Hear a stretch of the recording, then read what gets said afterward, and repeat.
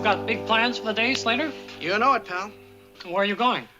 I'm heading straight for that Watusi place, the Boozagogo. There's a little dancer there named Dolores who's got big eyes for me. Oh, yes.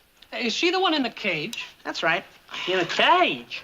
What kind of place is it where they keep a person in a cage? Well, they have to keep her in a cage, Gomer, because when she dances, she gets wild. You gotta see it to believe it, really. Well, I don't think I'd enjoy that very much. It bothers me to see an animal in a cage, much less a human being. Yeah, but she's happy in that cage, Gomer. She's happy. Dunk, dunk, dunk, dunk, dunk, dunk, dunk, dunk, dunk. You want to try that with your pack on? Sorry, Sergeant. All right, you guys, listen up. I thought it wouldn't hurt to inform you clowns that the fleet's in and it's Saturday, and that means crowds and horsing and trouble, which I want you to stay out of. Is that clear? Aye, aye, Sergeant. Good.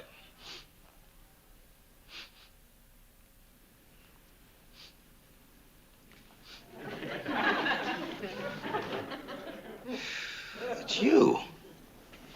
Slater, you smell like a man with ambitions to take over the town, so maybe you better be extra careful. Oh, no, not me, Sarge. I got a date all right, but no cavorting with a bunch. Oh, really? Tell us about it. Oh, well, it's just a girl. Just a girl? Not for you, Slater. Matter of fact, Sarge, she is something special. In fact, she's beautiful, really beautiful. And you know where she works? In a cage? Tell the sergeant about how she works in a cage. Gomer. Of course she works in a cage. She also eats and sleeps in a cage because she's a beast. You guys kill me, you know that? With your phony stories about your big dates? Why can't you just say you're going into town, have a couple of beers, go bowling, and leave it at that? Oh, no. You gotta give each other them snow jobs about them gorgeous dames. Sergeant Carter, would you care to hear what I'm going to do today? No. I'm going up to Hollywood. I'm going to take one of them bus tours and see all the movie stars' homes. That's thrilling, Pyle. Absolutely thrilling. I've been meaning to do that for the longest kind of time. You hear that? Now, there's a date I can believe. Him I can believe. You're welcome to come along if you'd care to. No, Pyle. But you know what? I've got to respect a man who tells the truth. Thank you, Sergeant Carter. It's a real nice thing to say. It really is. Because I believe that's really what you're going to do. Just what you said. Oh, I am, Sergeant, I am. Why, is it beginning to sound good to you now? Because if it is, then No, I'll be proud. I said no. Now, the rest of you guys, I got just 2 words for you for your liberty. Watch it. Gee. Hey, you want to go on that tour with me? Gomer, have you forgotten? Dolores in the cage? See you later, pal. Oh, don't forget to say hello to Vera Ruber Ralston and all the gang. I can always tell when you're pulling my leg, Duke. You get that insincere look in your eyes. Yeah, well, don't go to any of those Hollywood parties. You can't afford the scandal. Just look at him. Just look at your eyes. How insincere.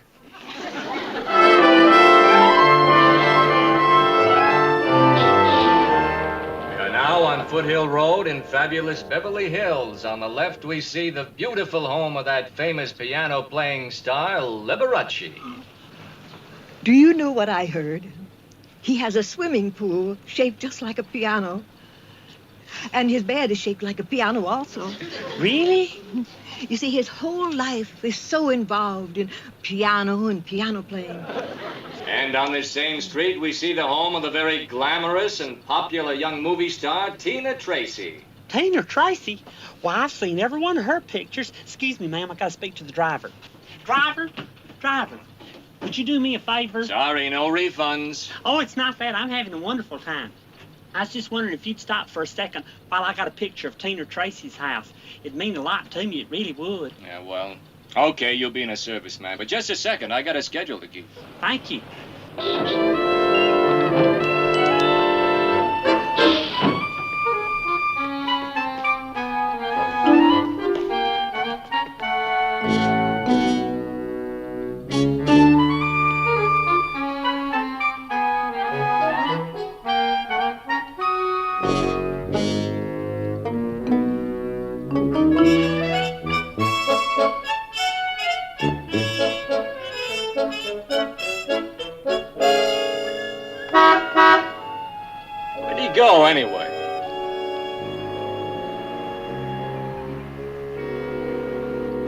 gonna leave the tour, he could at least said goodbye.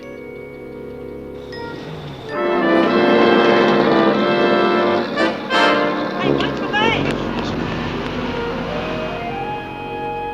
Oh, shoot. Now I won't get to see Randolph Scott's house.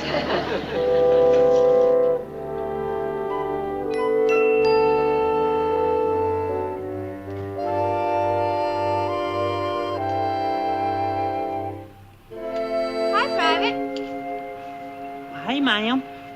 I didn't mean to barge in like this, but the sightseeing bus I was riding on went off and left me. I'm awful sorry. I hope you'll excuse me. Oh, that's all right. Where are you stationed, Private? Camp Henderson. This sure is a beautiful place. She sure is a lucky girl. Who is? Lady you work for, Tina Tracy. You must be her maid.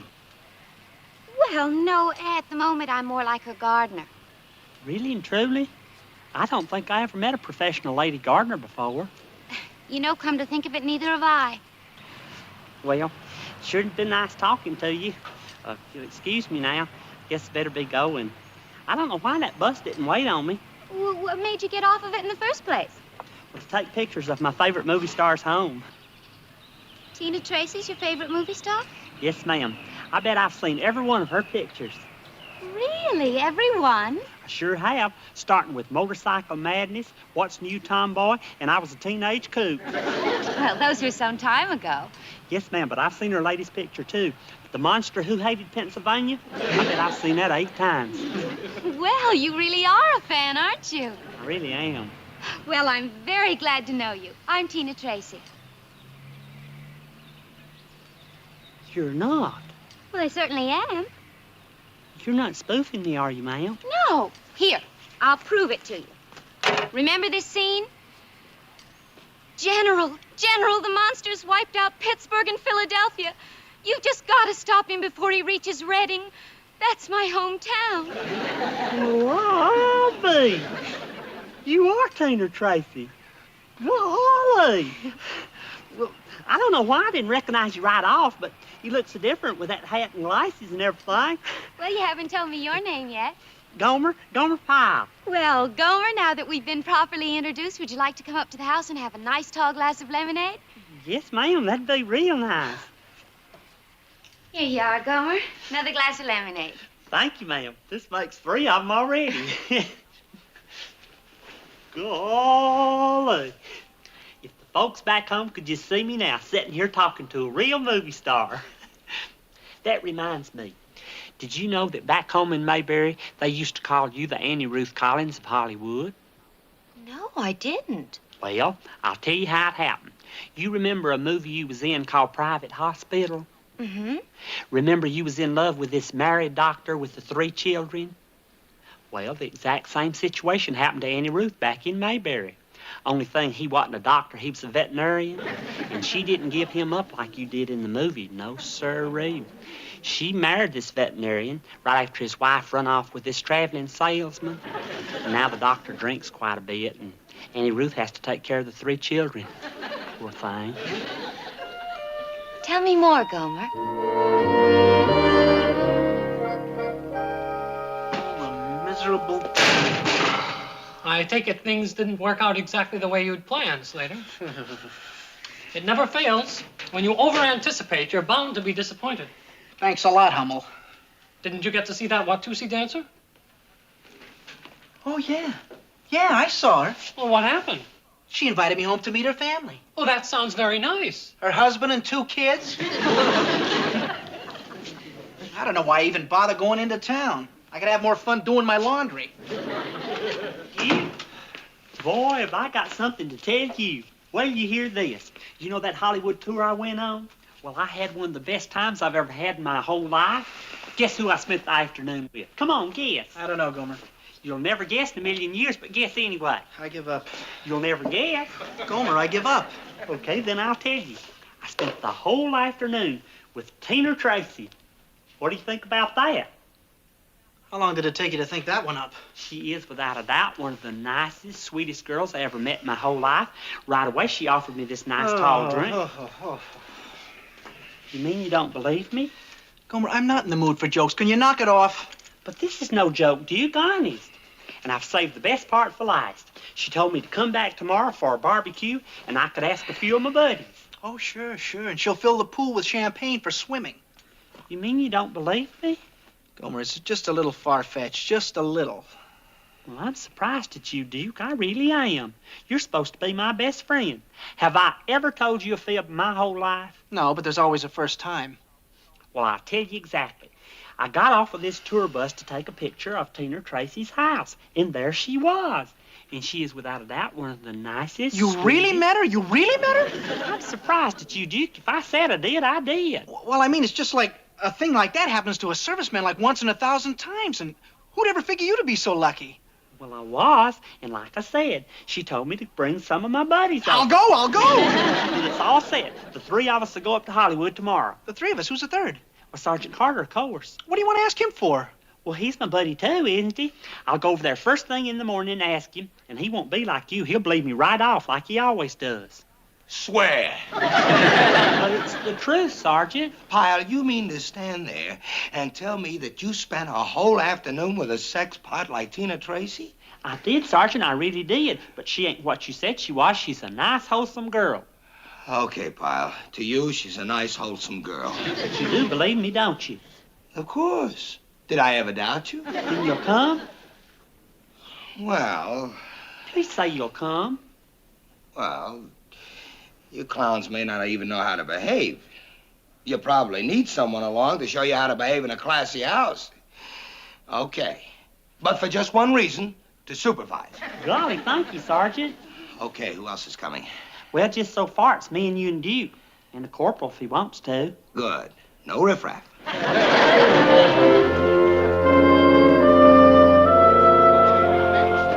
You had to open your big mouth, huh, Pyle? Look at all them guys. I had to ask the fellers in my barracks, Sergeant. I'm sure she won't mind. Well, so this is how the other half lives. Shut up. Yeah. All right, you Yeah. guys, hold it down. Now remember, don't do or say anything that's going to embarrass me. If you got any doubt about what's the proper etiquette, check with me. Don't shake hands with her, whatever you do, and watch them cigarette butts. All right, sir. All right. Let's go. Come on.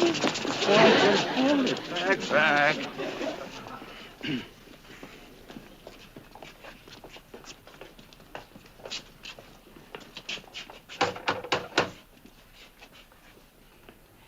You sure she's home, Pyle? She's expecting me to be here, she said.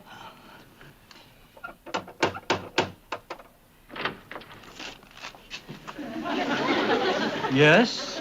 Good afternoon, sir. My buddies and I are here to see Miss Tracy. I'm sorry, Miss Tracy is not at home and is not expected. But she's expecting us. I'm afraid that's not likely. Miss Tracy has been in Europe. Good day, gentlemen. Okay, Pyle, what's the gang? Well, I don't know, Sergeant. What is this, April Fool? It ain't even April. Very funny, Pyle, very funny. But you know what? I don't like practical jokes, and I don't like you. And when I get you back to the base, I've got a few jokes of my own. Now, let's wait, Mr. Bush. I was really here yesterday, and she said about the fact that Wait a minute, Sergeant. How am I going to get back to the base? You made up a movie star, make up a car.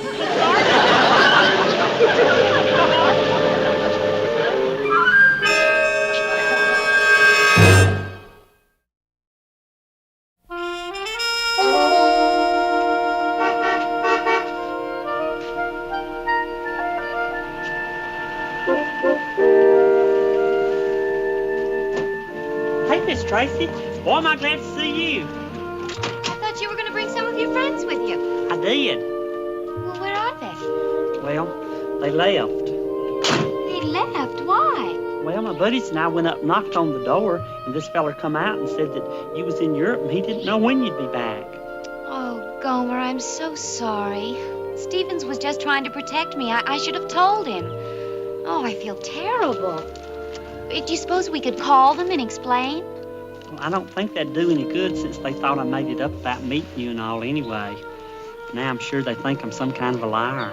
Oh, Gomer, I'm so sorry. Oh, Miss Tracy. Oh, Stevens. Is everything all right, Miss Tracy? Oh, Private Pyle's a friend of mine. Could you help him with the packages, please? I told you I was expecting. Any luck, Gomer? I'm trying again. They should be back by now.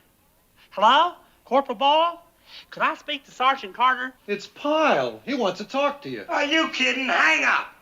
What is it this time, Baron Munchausen? Hang up. Corporal Boyle, would you tell Sergeant Carter that I'm sitting right here at Miss Tracy's house and that she feels real bad about missing you all? What do you think? We're a couple of jerks? How many times do you think we're going to fall for that crummy gag? Hang up. But I tell you, she's standing right here in a bathing suit, getting ready to go for a swim, and she wants you all to come back.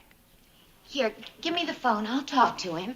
He says he's with her now and that she's wearing a bathing suit. Ask him what he's drinking. Hang up. Just hang up. Wait a minute. Wait just 1 minute. Hello? Hello? He hung up. Guess they still don't believe me. Oh, Gomer, I'm so sorry. Well, look, don't feel so bad. You tried. I really did. But I can't blame them for not believing me. Well, there's nothing you can do about it now. Look, would you like to take a swim? There's some extra trunks in the cabana. Well, thank you kindly, Miss Tracy, but I got an idea. Would it be all right with you if I just went back to the camp and fetched my buddies? Well, sure, Gomer, but isn't it a lot of trouble? I mean, you'll be hours. Well, yeah, but I just wouldn't feel comfortable swimming here while back at the camp they was doubting me. So I'll just rush on back and straighten things out, and we'll see you later. Oh, Gomer, you sure are the conscientious one. Is Pyle back yet? Not yet, Sergeant. Well, I want to talk to him. I want to talk to him real good, and then I want to talk to you guys. Why? What did we do? Let me tell you something about characters like Pyle. When these truthful, never tell a lie guys like him go, they go all the way just like that. I've seen it happen before. And you know whose fault it is? You guys. How come? It's psychological, and you guys are to blame. I don't get it. I think I know where the sergeant is going. Shut up, Hummel. Look, every weekend, Pyle listens to you guys bullying each other about the big deals you got cooking in town. He's getting an inferiority complex. So what does he do? He cooks up a big deal of his own to impress everybody. Only it's all in his head, see? In other words, he's fantasizing. What? You think so, Sergeant? You think it's all in his head? I know it is. And when I see him, I'm... Hey, Sergeant Carter, I'm glad you're here. Guess what? What, Pyle? It couldn't have been more than 10 seconds when Miss Tracy showed up. Huh? Pyle, listen to me. You're fantasizing, and it's got to stop, okay? But it's the truth. She only went shopping and she forgot to tell Mr. Stevens to expect us. She was sorry she could be about the mix-up. She sent me here to fetch you back to her house. You don't believe me neither, do you? All right, I'll tell you what I'm going to do. Listen to this. I'm going to prove to you I've been telling you the truth. I'm going to call her up and let you talk to her. She gave me her phone number, so you and the fellers come on with me to the day room, and I'm going to call her. Gomer. Please, Duke, you just got to believe me. You above everybody else. You just got to. Okay. You're going to be apologizing to me in about 3 minutes. You just wait and see. Curious. Very curious.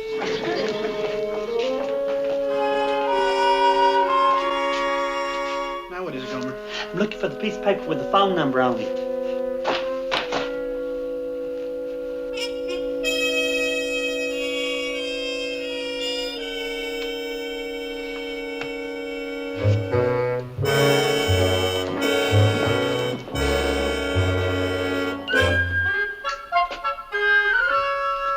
Here it is.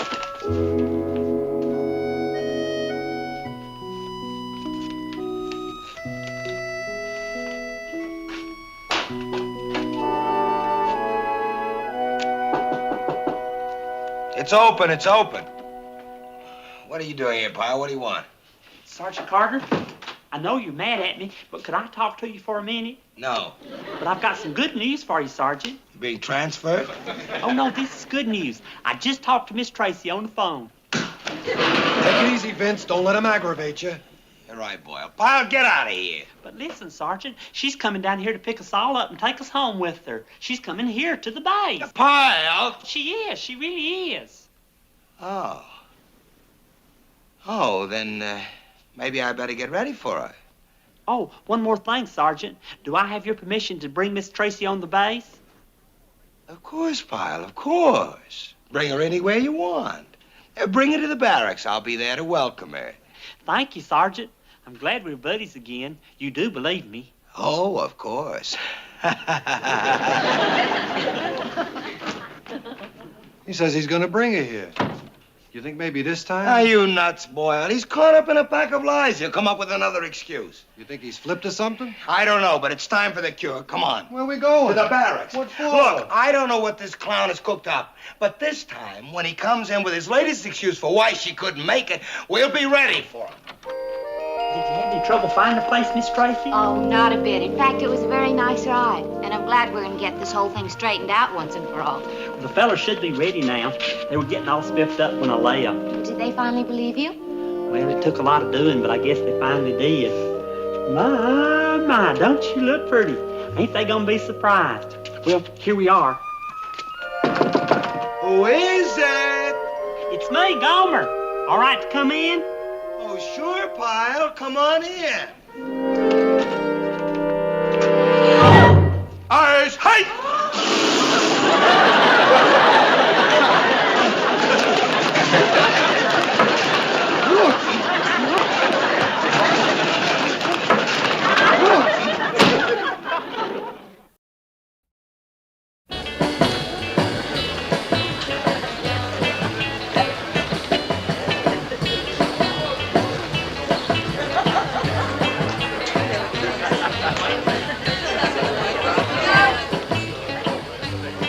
Could I speak to you men a moment? Excuse us, ladies. All right, you guys, hold it down, will you? No raucous laughing. This ain't a beer joint. You're in the big time now, so act accordingly. No running and no horsing around the pool. We're just having fun, Sergeant. Have all the fun you like, but use a little decorum, understand? I don't want to be embarrassed. Okay, Sergeant. Hold it down on the eats, huh, fellas? One handful at a time. You'd think you were starving the way you guys are going at it.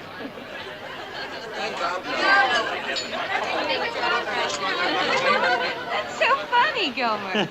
Hey, Sergeant. Huh? A beautiful party, Miss Tracy. My compliments. Well, thank you, Sergeant. Gomer here was just telling me how wonderful you've been to us. Well, I do what I can for all the men, Miss Tracy. They're like a bunch of kids, you know. They need constant looking after. We're sure lucky to have somebody like Sergeant Carter. There ain't nothing he doesn't know. Isn't nothing, Pyle. Isn't. Not ain't.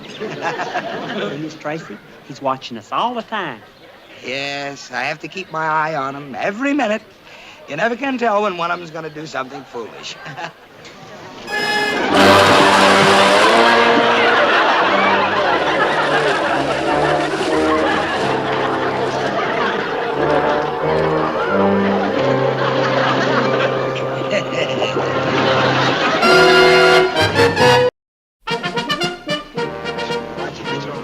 All right, you man ready, Hacker? Anytime, Vince, anytime at all. Remember, I'm counting on you, McGuire. All right. You ready? Again. Come on, McGuire.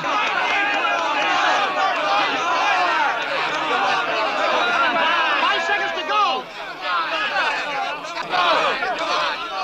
That's it, time. 29. 26. Going on 27. Well, old buddy, it appears you owe me another steak dinner. Yeah. Nice work, Peters. Hey, look, can't your boys do anything better than mine? This endless winning streak is getting to be kind of a bore.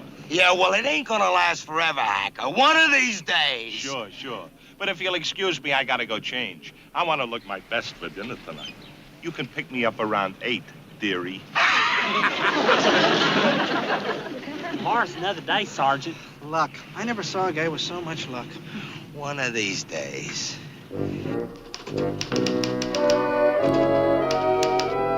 Morning, Sergeant. Did you have yourself a nice dinner with Sergeant Hacker last night? And wasn't that feller of his good at his setups? Up, down, just as fast as you could count. Up, down, up, down. All right.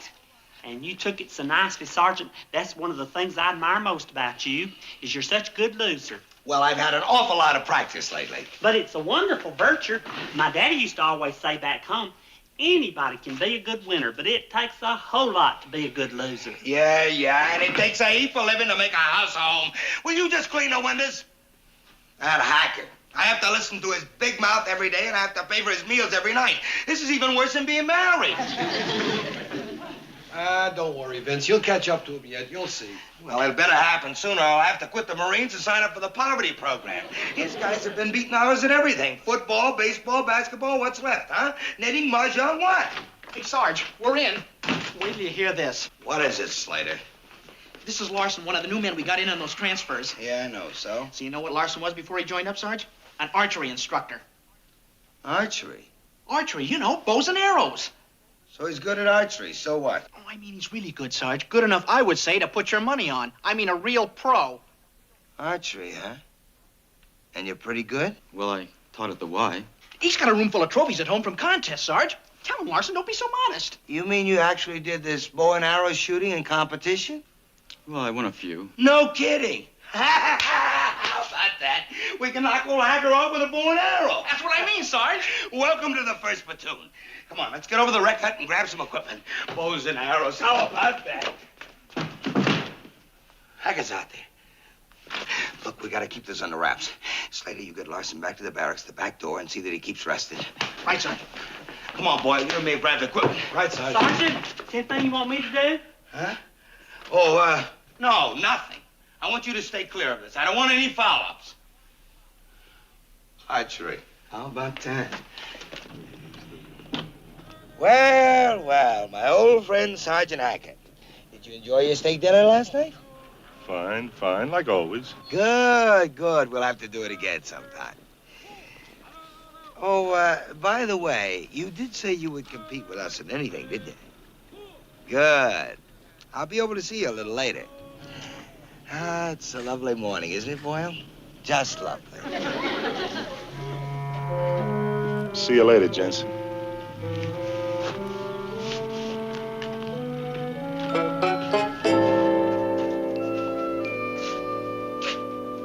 Hey, Sergeant Hacker. Oh, hiya, Pyle. Hey, you're doing a good job in those windows. Well, thank you kindly. Corners still need another touch, though. You know, corners is such a gathering place for dirt and grime, and once it gets baked in there, why, it's just... Well, you see, I just brought over the movie schedule for Sergeant Carter. He's not here, huh? No, sir, you must have just missed him. Any idea where he's off to? Oh, yeah, he went over to the recreation hut to get the archery equipment. Archery? Mm-hmm. You know, bows and arrows. Oh, archery. Say, I didn't know he went in for that. Oh, it wasn't for him. It's for this new fella we just got in. He used to teach it at the Y. Oh, he did, huh? Mm-hmm. He's won contests and everything. Isn't that interesting? Yeah, it sure is. Well, don't forget those corners. Oh, I won't. On account of once that dirt gets baked in there, it's really hard to get out. I remember one time back home, I never could get it out.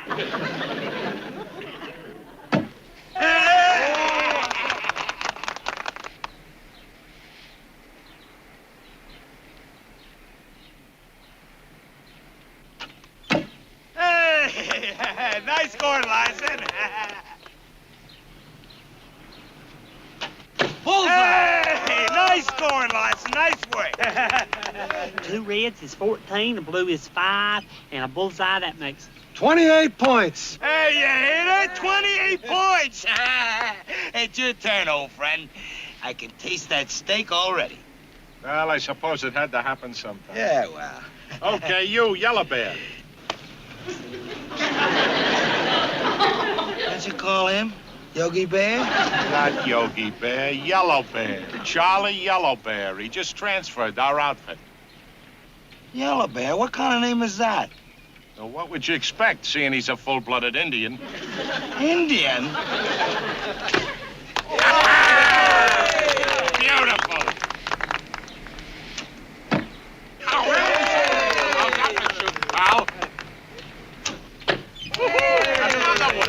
How about that, Sergeant? A real honest gosh Indian. He's good, isn't he? Yeah.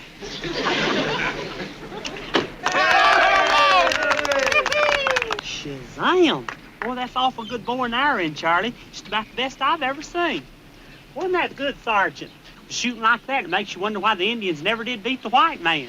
They just did. You gotta teach me how to do that. Hey, wait a minute, Hacker. Where did you get that yellow bear anyway? Oh, that. Well, I needed a replacement, so I went over to headquarters and I checked some personnel records there. Yeah? Yeah, I come across Yellow Bear. He's in Parker's platoon. And when I find out he's an archery expert, I go over and talk him into joining my outfit. Because you never know when you're going to need an archery expert. Does that answer your question? Yeah. The Bluebird Cafe tonight? Yeah, the Bluebird. Say, Vince, could we make it a little later tonight? Say around 9 o'clock? Or 2 hours after sun go down behind TP?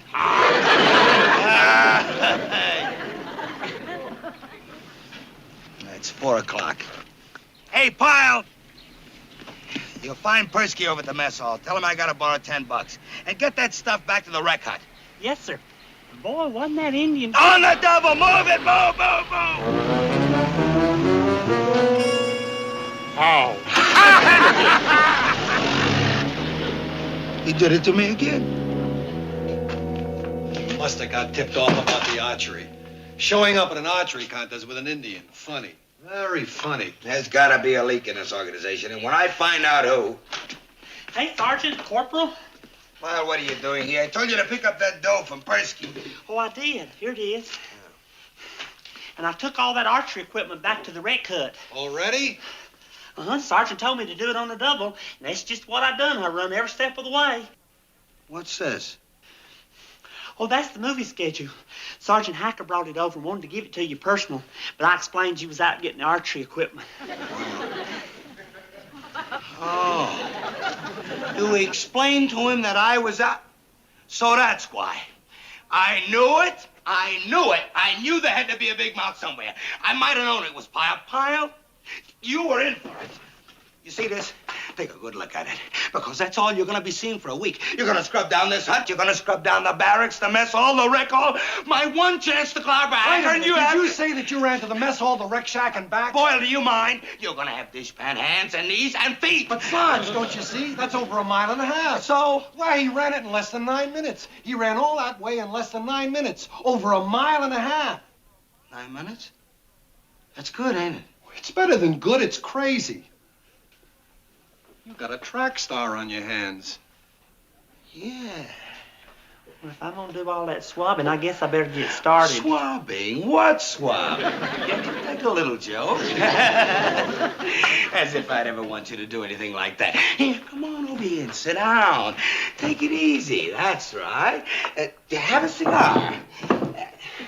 No, it's bad for your wind. Oh, look, Pyle, how come you get to run like this? Well, back home when I used to work at the filling station, I was a volunteer fireman too. And whenever the alarm would go off, I'd have to drop whatever I was doing and run down there to the fire station.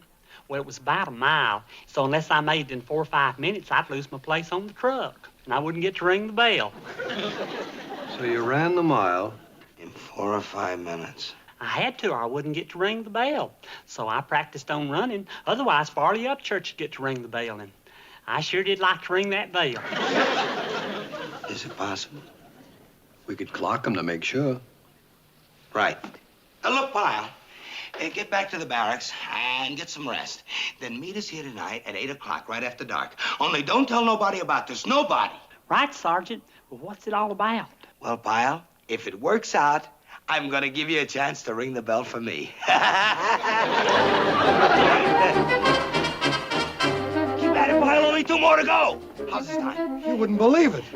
How about that? Who could figure that Pyle would be the one to bail me out? I can't understand it, but there it is. At last we got a winner, a real winner. And Hacker will never suspect because it's Pyle. Hey, here he comes again. Keep at it, Pyle. You can run in the ring that bell. Go, crazy legs, go!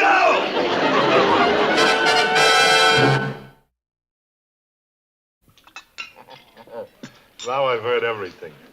What do you mean your squad is more mobile? Just like I said. All right, you got your guys doing push-ups and set-ups until they're muscle-bound. That's yesterday's stuff. We're geared for today. Speed is what counts. Run fast, hit fast. I trained them that way. My guys are like greased lightning, any one of them. Come on. It's the truth. Any one of my guys can pass any one of your guys like he was standing still. That you'll have to show me.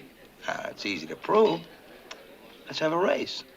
We've had every other kind of contest. Let's have a race. A race, huh? Sure. And this time, let's make it more interesting. Not just for the blue plate in this crummy diner. Let's make it for a steak dinner with all the trimmings at the Go-Go Club. The Go-Go Club? That could run $20. Oh. Hey, Vince, you wouldn't happen to have a ringer lined up, would you? Why, Sergeant, I said any one of my guys. I'll even let you pick them.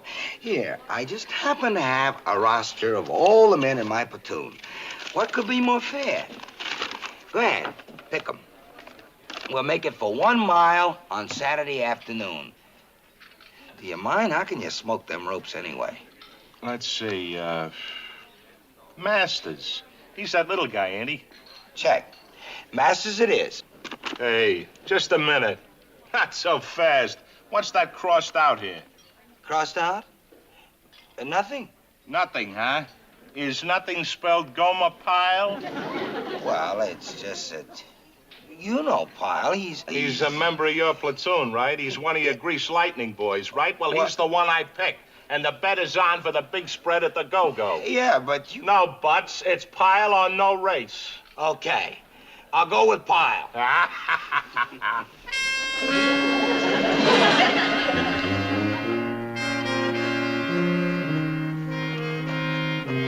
You see, Pyle, we really should try another time trial tonight. After all, the big race is tomorrow. If you say so, Sergeant. Yeah, so do just like you did the other night. Ready? Go! Just like I've been figuring, there's something fishy. Get out your stopwatch. Come on, Pyle, let her rip. How's this time? He's even faster than before. Hit it, Pyle, a big, strong finish now. You got his time? Well, how is it?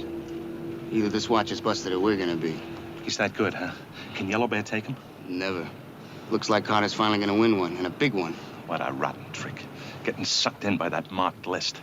And the worst of it is to think that a chowderhead like Pyle is gonna do it. Well, they were about due.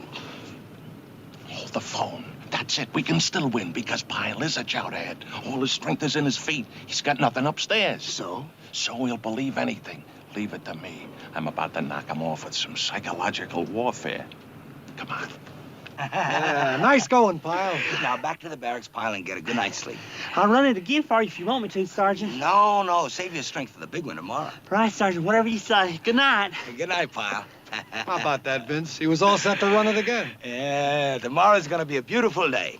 With a runner like that, I ain't settling for no steak dinner. Huh? First thing in the morning, we start picking up all the bets we can get.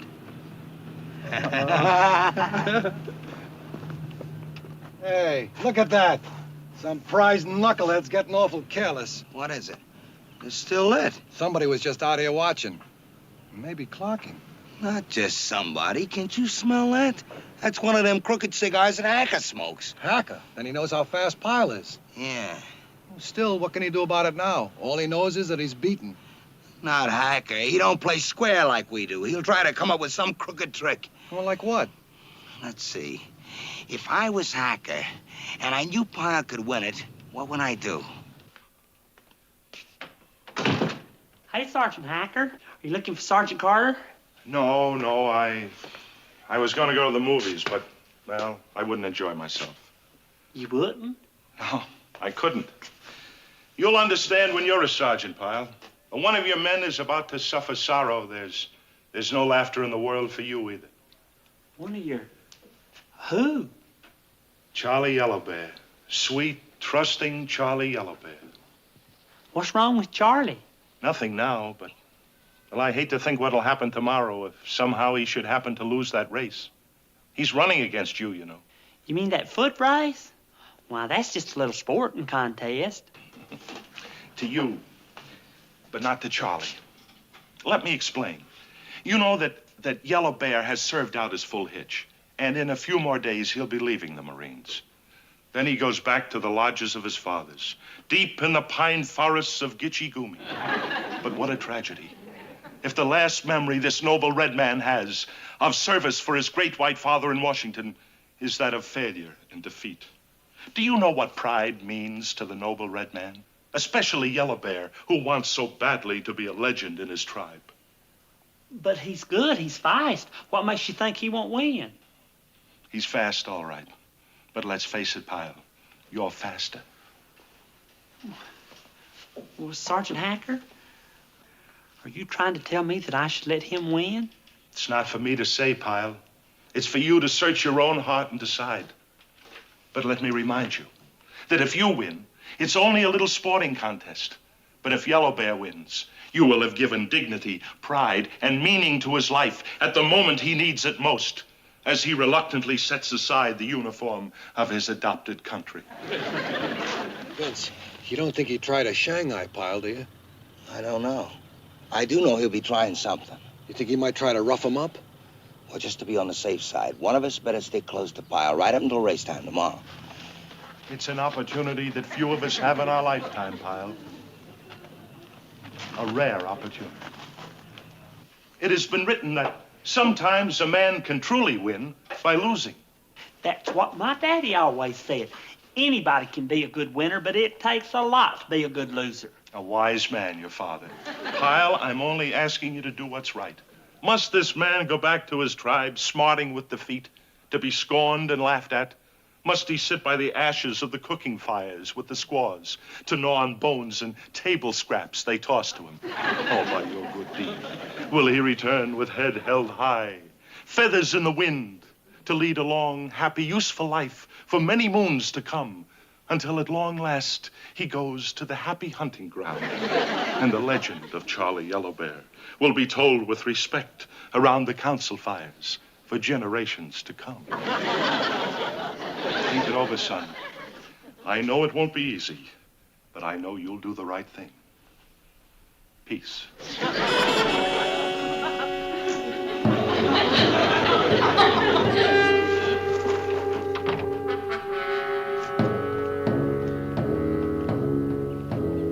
Vince, we better get in there and straighten Pyle out. Wait a minute. It's not going to be that easy. If there's one thing I know, it's how Pyle's mind works. That stuff Hacker was handing him is just what Pyle eats up.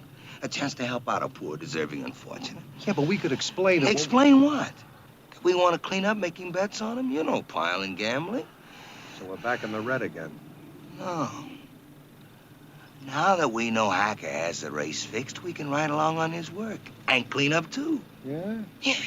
Now, here's what you do first. Let the news leak out that Pyle is terrific. Let him spread it around, just how fast he is, so some outsiders can get in on the action. You got it? Yeah, and then? And then we switch over to the Indian. I want all the bets we can get down by race time tomorrow put right smack on that noble red man. Okay. On your march. Get set. Go!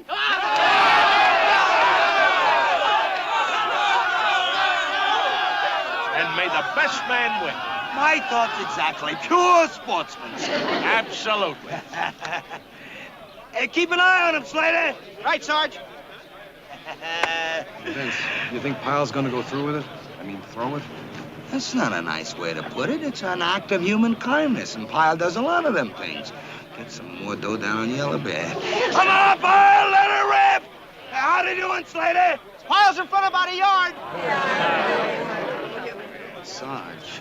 He's just making it look good. Don't worry. Pyle's still in front. Pyle's still ahead. Sarge. Just making it look good. Don't worry.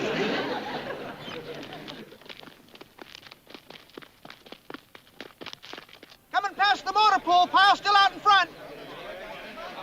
Pyle's still ahead. Pyle a good 10 yards in front. I don't like it, Sarge. Pyle is still leading. The only thing that counts is the finish. And believe me, poor little Yellow Bear will get the blue ribbon, and I'll get the blonde ribbon. Yeah, well, Pyle better start fading fast. They're on their way back.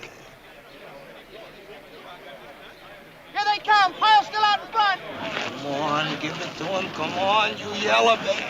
Come on, move it, Yellow Bear. Come on, move, Yellow Bear. Come on, Yellow Bear. Come on, move, Yellow Bear. Move, Hey, Yellow what's the idea? You're yelling for my guy. Well, if you must know, wise guy, I'm on to that story you gave Pyle. Not only did it affect him, but it made me puddle up, too. So I put a bundle on Yellow Bear. Thanks a lot, old buddy. You're gonna make me a rich man. Of course, you're gonna win a steak dinner, but I'm gonna clean up on a bunch of outside bets. Who outsmarted who? Hey, here's the finish. Come on, Yellow Bear!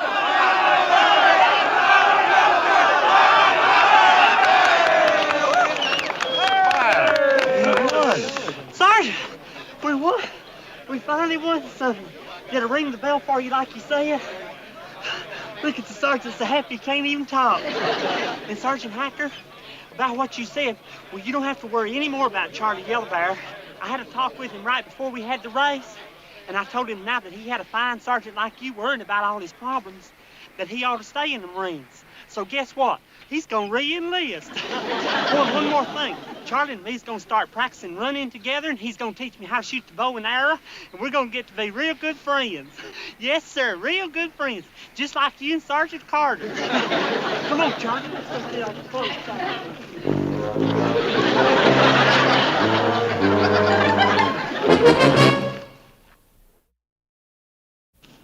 What a nightmare. It'll be 6 months before I can pay off all the dough I lost in that race. Well, at least you get a dinner out of it. Who can eat? Sergeant Persky came by twice this morning looking for that 50 you owe. That Pyle. He'll never get a chance to cross me again. Hey, some guys are following us. Huh? One of them looks like Persky. Come on. Here. This ought to do it. We'll wait here. Sarge. Like the shadows in the night. 10 years of camouflage.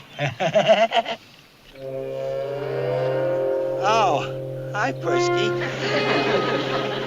Yeah, I was just looking for you. Sure. Out here in the bushes? Hey, how did you know we were out here? Hey, Sergeant. It worked just swell. Charlie Yellow Bear here's been teaching me how to track just like the Indians do. And I tracked you right here to this place, and here you are. How about that? Yeah. How about that?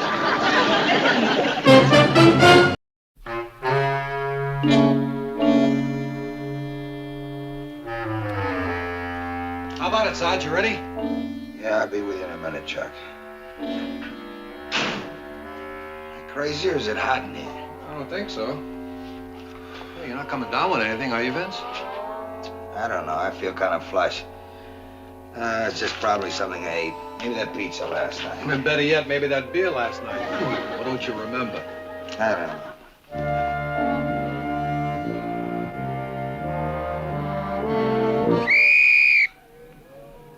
Oh, boy. You okay, Sarge? Yeah, I'm okay. All right, you meat it. All right, you meatheads. Come on, move it, move it, move it. Come on.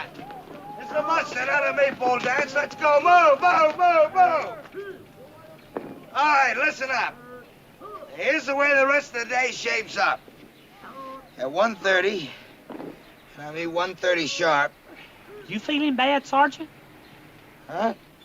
I'm right, ain't I? I can tell. Being as flushed as you are is a sure sign of fever. Knock it off, Pyle. When I want your opinion, I'll ask for it. Right, Sergeant, sorry. All right. Now, 1:30 sharp. What is it now, Pyle? Excuse me, Sergeant, but if I could just feel of your ears, I could tell where you have a fever in just a second. That's the way you tell about fever, by the ears, not the forehead like most. Pyle, knock it off. You're in formation. Right, Sergeant. He does look flushed, though, don't he? Do you know what Grandma Pyle used to do for a fever? Pyle, I told you to pipe down your inattention. I'm sorry, Sergeant. I was just telling Duke what Grandma Pyle used to use for a fever. She'd take a clove of garlic and 2 licks of sage. If I take anything, Pyle, it's going to be that PFC stripe off your collar. You're at attention. Now, don't move a muscle, not one single muscle. Right, Sergeant. Okay. Let's see. Where was I? Oh, yeah. Now, 1:30 sharp, you will proceed to Building G for a lecture. Excuse me?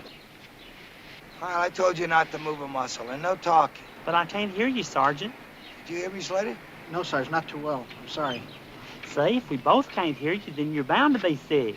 Huh? And as bad as you sound, you look even worse. Don't he look bad, Duke? Just look at his mouth. Stow it, both of you. Vince, maybe you ought to check in at the sick bay to make sure, huh? I'll take over here. Yeah. Maybe you're right. I'm feeling worse by the minute. Yeah, I'll be back as soon as I can.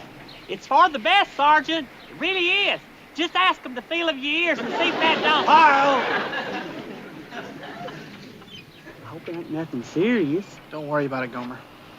But he does look bad. He looks just like my Aunt Serena did the day she went down to have her ear lanced. Pyle! Excuse me, Corporal. What is it, Pyle? About Sergeant Carter, have you heard anything yet? Well, as a matter of fact, I have. The doctor just called. It was a fever spell, right? Is that what it was? No, Sergeant Carter's got himself a case of German measles. German measles? How'd he ever get a thing like that? I don't know, Pyle, but I gotta hustle over to sick bay with some of this stuff and maybe try and cheer him up. He must be feeling pretty miserable. By all means, Corporal, you do that. German measles. My. Poor Sergeant Carter. If there's anything I can do to help. I'll tell you what you can do, Pyle. You can get back to work on the double so I can give the sergeant a good report, okay? Yes, sir. Tell Sergeant Carter not to worry. Everything will be raked up real nice. I'll see to it myself. And be sure and tell the sergeant best wishes. Tell him it seems like he's been gone for days instead of just hours. I'll see that Sergeant Carter gets this. Thank you. Oh, you can't go in there. If you want to talk to him, go around this way and use the phone by the viewing window. Yes, ma'am. And don't stay too long. I won't.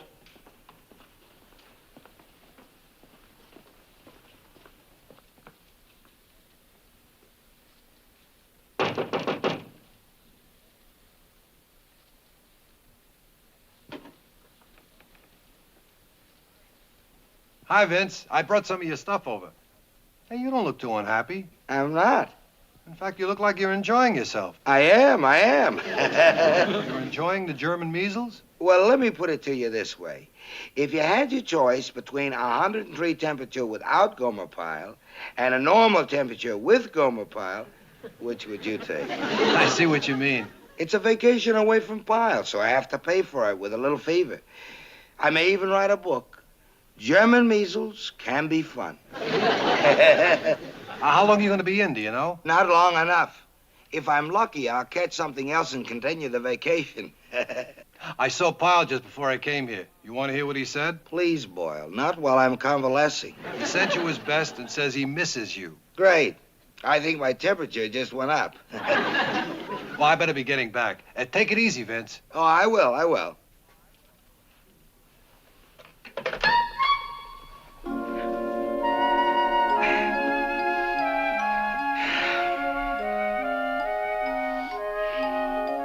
Sergeant, are you awake?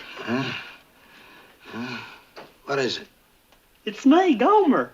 Pyle, what? How did you get in here? I walked in. There wasn't anybody at the front desk, so I figured it's all right. Well, it ain't all right. Go on, get out of here this minute, this second. Pyle, can't you read signs? I'm in quarantine. I've got the German measles. Even a knucklehead like you should know what that means. Oh, don't worry about me, Sergeant. I never do catch anything. All I know is you better get out of here fast, on the double. Yes, sir. I know just how you feel. I know how overwrought a person can get when they're sick as you. That's the reason I brought you these treats. Well, you should have left them outside. Now just drop them and get out of here. Yeller jonquils, they're my favorites. You just see how they brighten up your room. Pyle! Oh, and I brought you this book, Up the Yellowstone with Rod and Reel. It's all about salmon. Out! Out! Yes, Sergeant. Oh, the candy. Now, these can't hurt you at all on account of they're all fruit centers. Pyle, get out of here. Just get out. Keep your chin up, Sergeant. The main thing is to get plenty of rest and don't let nothing excite you.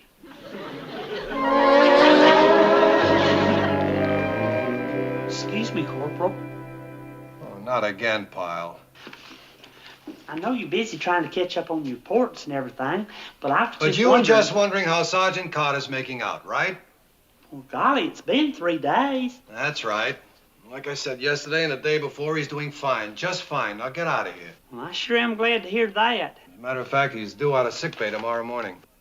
Tomorrow morning? Yeah. Not a minute too soon as far as I'm concerned. Golly. Will I ever be glad to see him? It's not that you're not doing a fine job in his place, Corporal. You're doing real fine. It's just that, Well, you're not Sergeant Carter, but then who is? Get back to work on the floors, huh? I got a lot of work to do. Right, Corporal. Sorry to have bothered you. Begging your pardon, but do you feel all right, Corporal? Yeah, I'm fine.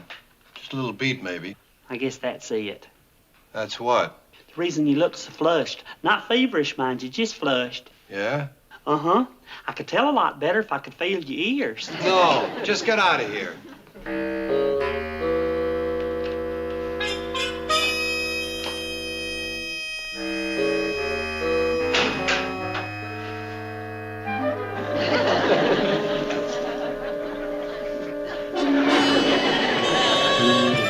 Hey, fellas, wait till you hear the news. Just wait till you hear the news. I just talked to Corporal Ball, and Sergeant Carter's all better, and he's going to get out of sick bay first thing in the morning. That's good news. Well, I'm surprised at you, fellers. Making light of a man that's been in the hospital for 3 days, especially a man like Sergeant Carter. I'm sorry, Gomer. It's just that I don't feel so red hot myself. I haven't been feeling too well either. Huh? My head feels kind of funny. I'm warm all over. Hey, Duke. I know. You want to feel my ears, right? Hey,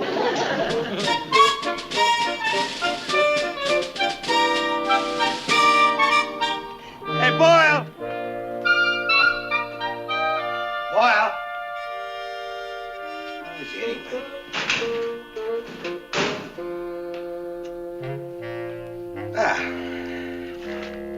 Back to work.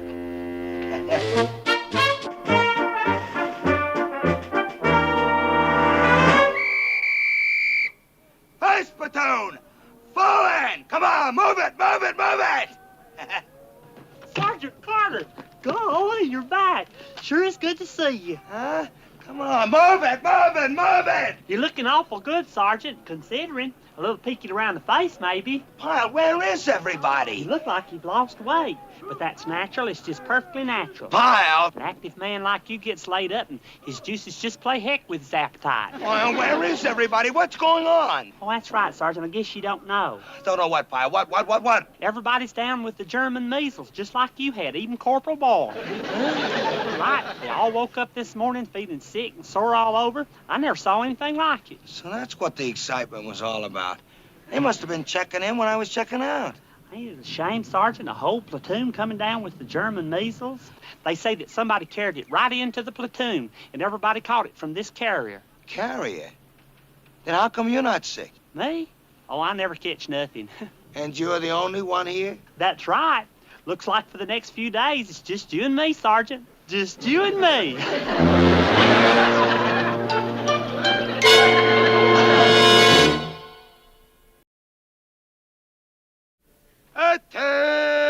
Hut! Now, we got a lot to do today, so I want you to... Oh, it's just you and me, Pyle. There's no use in me reading off the program for the day. But I'll be glad to listen, Sergeant, if it'll make you feel any better. Forget it. At ease, Pyle, at ease. First Platoon, Sergeant Carter. Oh, yes, sir, Colonel. The efficiency reports? Well, sir. Yes, sir, I understand. You'll have them by tonight, sir.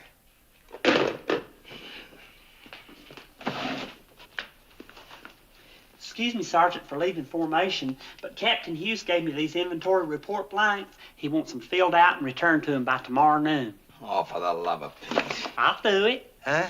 Do what? Fill out these forms. Be glad to. All you have to do is to tell me. Never mind. Where's Hummel? Well, he's in sick bay with all the others. Don't you remember? I'll get it. So get it. Big deal. First Platoon, PFC Gomer Pyle speaking for Sergeant Carter. Yes, ma'am. I sure will.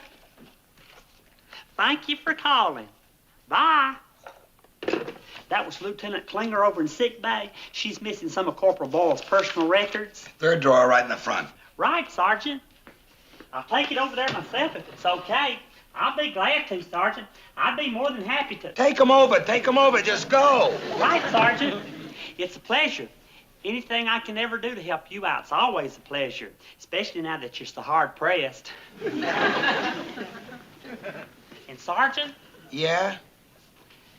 I just want you to know how thrilled I am to be working so close to you. Yeah. I've learned a lot from you already, but not half as much as I'm going to learn for the rest of this week. What with you and me being alone together like we are. Okay, Pyle. Okay, I get the message. Now get going, huh? I got some work to do. Right, Sergeant. And don't you worry, Sergeant. I'll be back to help you out before you know it. From now on, it's just you and me, side by side. We're a team, huh, Sergeant? Go!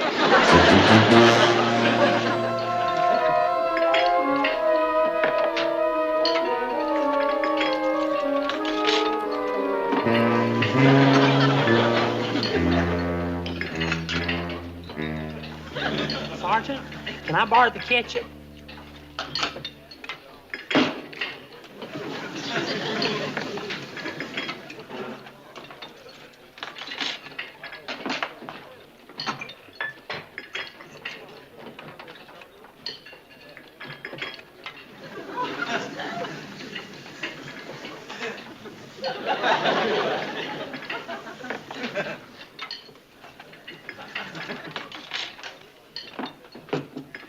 Well, are you going to return it, Pyle, or is it your own private stock? Huh? The ketchup, the ketchup. Oh, I'm sorry. Here you are, Sergeant. Since there's just the two of us, do you mind if I join you? That way it'll save all that hollering and enticing and everything. Is it okay? I suppose.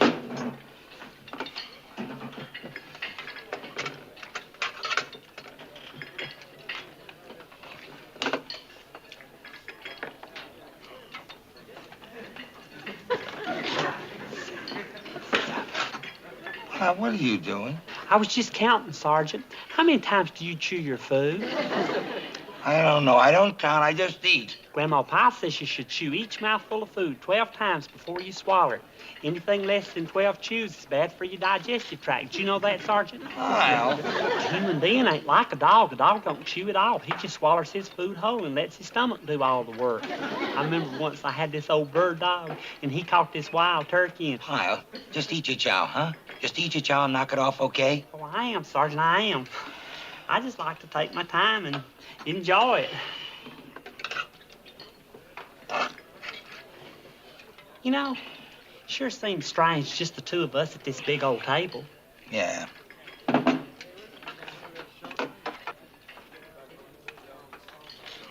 Sergeant, you just chewed that 4 times. Pyle! Grandma Pyle was right. If you don't chew it 12 times... Keep your leg.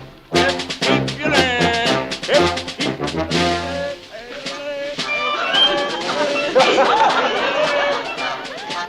You left, Pyle. You left. Don't you know you left? I'm sorry, Sergeant. It's just that I haven't got anybody's feet in front of me to watch. Well, watch my mouth. That's all you gotta watch. Left, hey, left, hey, left, 2, 3, hey, left. I'm doing it again. Left, hey, left, hey, left. Platoon ready for inspection, sir. I don't know why I'm even bothering. But, Sergeant, you got to turn in a report to the lieutenant. All right, all right. Yeah. It's okay, Pyle. Sergeant, the locker.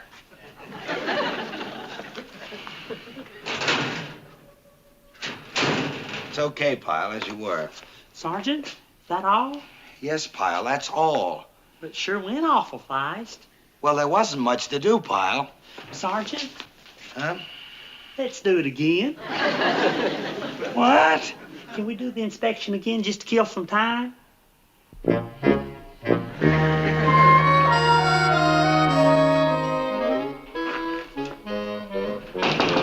That's a Sergeant. Hey!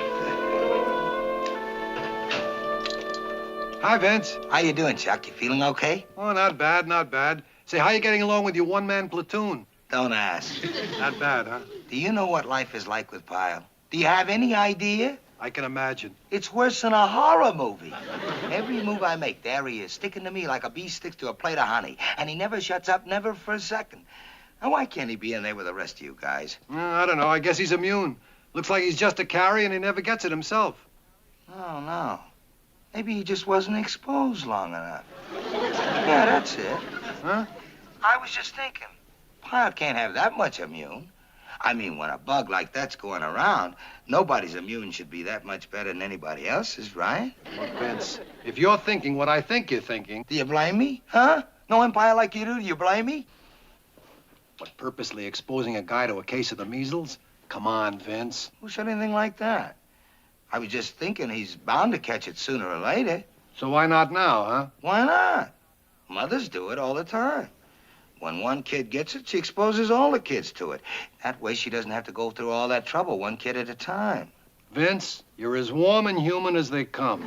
Yeah, you might say that. I mean, if Pyle has got to catch the measles, no use he should suffer alone. Huh? Sergeant, you wanted to see me? Yes, I did, Pyle. Before you say what you was going to say, could I ask you something? What is it? Well, I was just thinking, if I had your permission to move in here with you, then I'd save you all that running back and forth to the barracks every time you wanted me. Huh? Like in the mess hall when I sat down next to you, I was right there to pass you anything you wanted. The salt, the pepper, the ketchup. Well, Why not, Sergeant? It'd be a lot more efficient now that Corporal Boyle's bed's empty. Boyle's bed?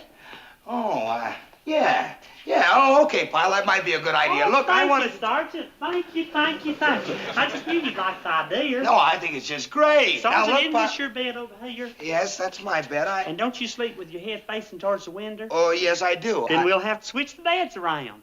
Huh? You see, I sleep with my head facing exactly the other way. So if we switch the beds around, our heads will be facing each other, and that way we can talk without turning over. Yeah. My, we're going to be roommates. Look, Pyle, on your way over to get your gear, do me a favor, will you?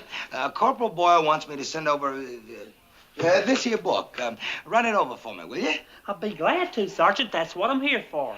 And, Pyle, look, that'll give you a chance to pay your respects to Slater and Hummel and all the gang, huh? Yes, sir. That's real thoughtful of you, Sergeant. Yeah, just slip over and hand the book to Boyle personally, will you? Remember how you just walked in on me the other day? Well, do the same thing. And give Boyle my best wishes. In fact, shake hands with him. In fact, shake hands with the whole platoon. That's a great morale builder. Sergeant Carter, you just think of everything, don't you? I try, Pyle, I try.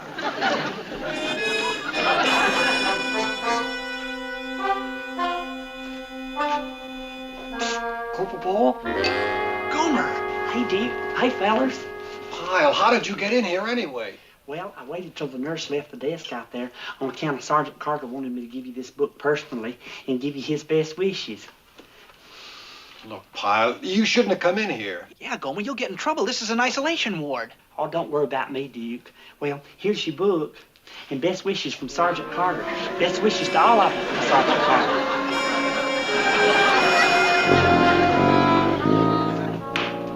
Well, you deliver the book? I sure did, Sergeant. I sure did. And you gave it to Boyle personally, huh? Just like you said. And did you shake hands with him and give him my best wishes? I sure did. And then after your visit with Boyle, did you have a nice bedside visit with all the boys?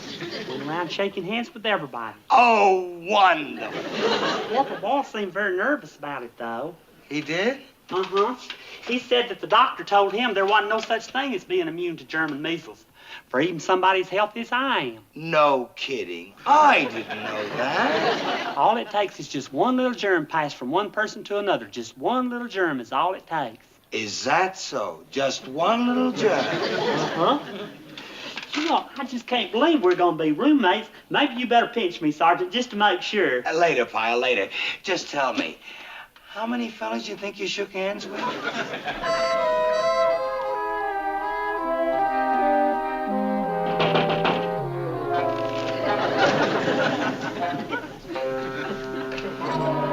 Hi, Vince. Can you believe it? Can you believe it? Never in a million years. You just don't get relapses quick as that. I did. I guess you got to be philosophical. Like you said, it's a vacation away from knuckleheads like Pyle. Yeah, but 2 vacations in 1 week?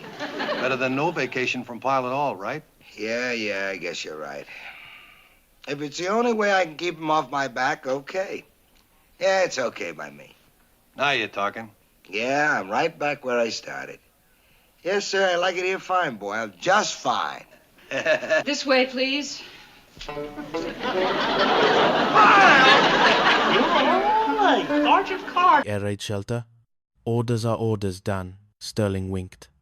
Full speed ahead. Within 2 hours, Porto Panic underwent a transformation. The stern, grey atmosphere Pringle had tried to maintain was replaced by a festival vibe. Sterling managed the base with the laid-back efficiency of a beach resort manager. When the phone rang with complaints about the plumbing, Sterling simply told the caller to think of the flooding as an indoor pool. However, the peace was shattered when Goofy burst into the office. "Ace, we've got a problem. The garter belts arrived, but they're the wrong color. Also, a local tribe of hula dancers just moved into the barracks, and Admiral Ganash's plane just touched down." "Panic stations!" Bumble yelled, accidentally saluting a coat rack. "Calm down," Sterling said, standing up. "Dan, get the girls into the air raid shelter. Bumble, find me a starchier shirt. If old Granny Gnash wants an inspection, we'll give him the best show of his life." Chapter 3. The Emir and the Three-Headed Princess. The Admiral's visit was complicated by a diplomatic crisis. The Emir of the Emerald Isle had been forced to make an emergency landing near Porto Panic. He arrived with his 3 daughters, the princesses, and a mountain of luggage that required a crane to lift. The Emir was a man of immense dignity and very little patience. "I am Karim," he announced to Sterling. "Are these men to be trusted? They look disorganized." "Sir," Sterling said, gesturing to Bumble, who was currently tangled in the Emir's ceremonial robes. "Wowie, wow, wow," Bumble blurted out, trying to remember the greeting Dapper Dan had taught him. The Emir's eyes narrowed. "The next man who dares to debase the dignity of my daughters will answer to my scimitar. Atua, pusiasala, atuala, yasala." As Sterling escorted the Emir to the officers' quarters, Dapper Dan Guffey was having a crisis of his own. He had fallen head over heels for a girl named Ginger, who had just arrived with a traveling USO show. The problem? He had written to her, claiming he was a lieutenant commander with his own private island. "I'm dead, Ace," Guffey moaned. "She's here. She's looking for Commander Guffey. If she sees me in these rags, I'm back to being a nobody from Brooklyn." "Tell her you're on a secret mission," Sterling suggested. "In fact, tell her Bumble is your subordinate." The plan was set. Goofy donned Sterling's commander jacket, while Sterling and Bumble played the role of his lowly assistants. The charade worked perfectly until the Emir decided he wanted to go for a boat ride on the PT-99. "I wish to steer the vessel," the Emir declared. "Is that wise, sir?" Sterling asked. "I am a ruler. I steer nations. A small boat is nothing." The result was a zigzagging trail of destruction across the lagoon that nearly took out the base's laundry shack. Meanwhile, Dapper Dan was frantically trying to keep Ginger away from the Emir, the Admiral, and the real Captain Pringle, who was currently lurking in the bushes in a hospital gown, trying to find evidence of Sterling's misrule. Chapter 4. The Joy of Nitrous Oxide. Captain Pringle was not enjoying his fake illness. He had spent 3 days in the infirmary being poked by a nurse who had a personal vendetta against officers. "I'm fine," Pringle screamed at the base dentist. "I just need my uniform back so I can go catch Sterling in the act." "You're stressed, Captain," the dentist said, reaching for a tank of nitrous oxide. "You need to relax. Let's just give you a little whiff of the happy juice." Through a series of comedic accidents involving a leaky valve and a ceiling fan, the entire command office was flooded with laughing gas just as the Admiral arrived for the formal hearing. Pringle, usually a man of vinegar and bile, suddenly found the world hilarious. "Wally Winky Woo," Pringle giggled, pinching the Admiral's cheek. "You have such a funny nose, old Granite. It looks like a potato." Admiral Ganache stood frozen. "Captain Pringle, are you intoxicated?" "I'm happy," Pringle chirped, dancing a little jig. "Sterling is a genius. Bumble is a hero. Let's cancel the fitness board and have a parade." The Azure Buccaneers watched through the window in awe. "It worked," Sterling whispered. "He's so looped he's actually being a nice guy." But the gas wore off too soon. Pringle's face snapped from a blissful smile back to its natural state of a shriveled lemon. He realized he had just cancelled the court-martial of Ensign Bumble and promoted the crew to honorary guards. "I'll kill you, Sterling," Pringle roared, chasing the commander across the parade ground with a mop. Chapter 5. Rex. The reptile takes the stand. The final straw for Pringle came when his wallet disappeared. It contained 9 $100 bills. His entire secret stash for a retirement villa. "Sterling stole it," Pringle screamed. "Or Bumble. It was definitely Bumble. I saw him lurking near my desk with a suspicious look on his face." "Sir," Bumble protested, "I was only there to deliver your antacids." The trial was set. Pringle acted as prosecutor, judge, and, in his mind, executioner. But the defense had a secret witness. Rex. Rex was a 6-foot-long alligator that lived in the swamp behind the machine shop. The crew had befriended him by feeding him Bumble's mother's peanut butter sandwiches. "I object," Pringle yelled as Sterling led the alligator into the courtroom on a leash. "You can't put a reptile on the stand." "Rex has the evidence, sir," Sterling said calmly. "Bumble, give him a sandwich." As the alligator opened its massive jaws to receive the peanut butter treat, a leather object fell out of its mouth and landed on the Admiral's lap. It was Pringle's wallet. "See?" Sterling said. "Rex found it in the swamp where you dropped it while you were chasing the hula girls, sir." "I was not chasing hula girls," Pringle shrieked, his voice hitting a register only dogs could hear. "The alligator is a liar. It's a plant. It's a conspirator." The Admiral looked at the wallet, then at the screaming captain, then at the calm alligator. "Captain Pringle," Ganesh said, "I think you've been in the sun too long. I'm ordering you to take a mandatory 6-month leave. Commander Sterling will remain in charge." Chapter 6. The Golden Reign of Grand Azure. The saga concluded with the great payroll heist. The base payroll, $62,000 in cash, had to be transported from the city of Grand Azure back to the base. Sterling assigned Bumble to the task, providing him with a heavy canvas bag and a stern warning. "Don't lose it, Barnaby. If that money goes missing, Rex the alligator won't be the only thing in the swamp." Predictably, Bumble was distracted by a street performer and a particularly shiny parrot. When he woke up from a brief, accidental nap in a cafe, the bag was gone. "The payroll," Bumble wailed. "It's been hijacked by a gang of greenish-red bandits." Sterling didn't panic. He knew the local underworld.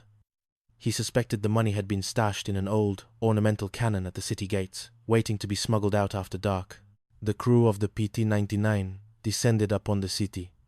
In a final, climactic confrontation, they cornered the thieves near the city square. Pringle, who had snuck out of his mandatory leave to catch Sterling in a failure, arrived just in time to see the chaos.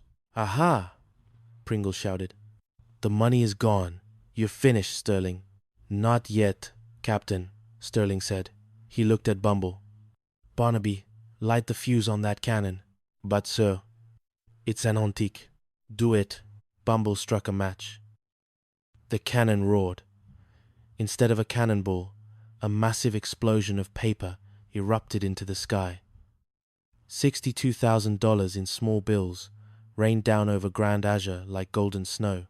The local citizens cheered, the thieves wept, and Captain Pringle stood in the middle of the street, mouth agape, as a $100 bill drifted down and stuck to his sweaty forehead. "You see, sir," Sterling said, stepping over to the stunned captain. "The money is all here. Every cent. It just needs a little collecting." As the sun set over Porto Panic, the Azure Buccaneers headed back to their boat, leaving Pringle to count the bills in the mud. It was just another day in the Azure Archipelago, a place where the heroes were accidental, the villains were ridiculous, and the alligators were the only ones who knew the truth. The end. The Chaos.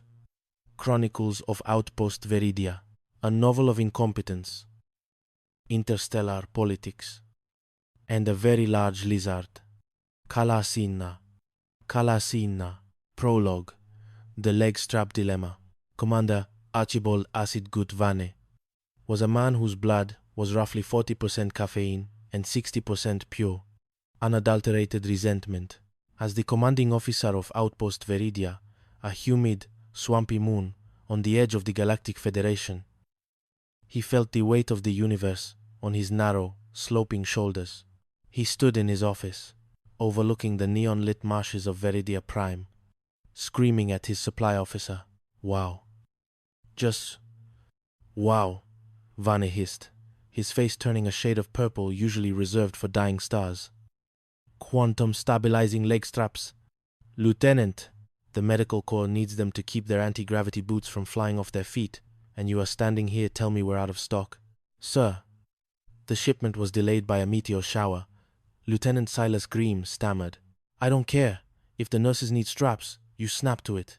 Shake a leg, literally." Vane's stomach let out a gurgle that sounded like a garbage disposal eating a bag of bolts. He clutched his midsection. My stomach acid could power a jump drive. And now, to top it all off, I get word that Grand Overseer T-Tangent Fist Thorn is arriving today for a sneak inspection. Grime gasped. Thorn was the most feared man in the Federation. He had once court-martialed a toaster for burning his bagel. "Do you realize what a mess this outpost is in?" Vane shouted into his intercom. "The waste recyclers in the petty officers' lounge are backing up. People think I'm a plumber. I'm the commanding officer. I shouldn't be dealing with sludge and leg straps." Vane popped 3 indigestion pills into his mouth like they were candy. A desperate, wicked thought began to form in the frantic corners of his mind. "Grime," Vane said, his eyes narrowing. "If I were incapacitated, sick, perhaps, I would have to appoint an acting commander to deal with Thorn, wouldn't I?" "I suppose so, sir. But who?" "Not exactly," Vane grinned. "Captain Jax, Mamba Sterling. He and his Starlight scoundrels think they own this moon. If I put Sterling in charge, he'll turn the inspection into a circus. He'll destroy his own career right in front of the Grand Overseer. It's brilliant." "Grime, call the medics. I feel a sudden, life-threatening case of marsh flu coming on." Chapter 1. Command of the Scoundrels. Captain Jack Sterling was currently reclining on the hull of his scout ship, the Star Skipper, watching his crew attempt to distill moon juice from fermented swamp berries. Captain. Lieutenant Barnaby Pip, Sterling's executive officer, and a man who could trip over a flat surface, came running. "Commander Vane is dying, or at least he's making a lot of noise about it." Sterling hopped down, a charming smirk on his face. "Is that so? Well, we'd better go pay our respects. Maybe bring him a get-well card. Or a wreath, just in case." When they arrived at the medical bay, Vane was draped across a hover bed, groaning theatrically. "Sterling, is that you?"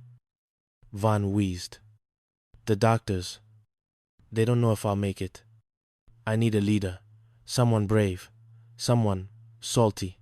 I'm appointing you, acting base commander." Sterling's eyes widened. "Me? Sir, I'm a field officer. I don't do well behind a desk. I'd probably accidentally delete the moon's atmosphere."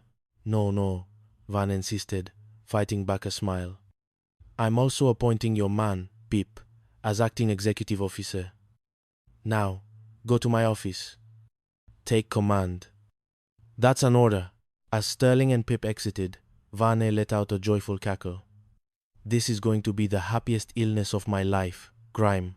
By sunset, Sterling will be in shackles, and I'll be back in charge, with a clean record."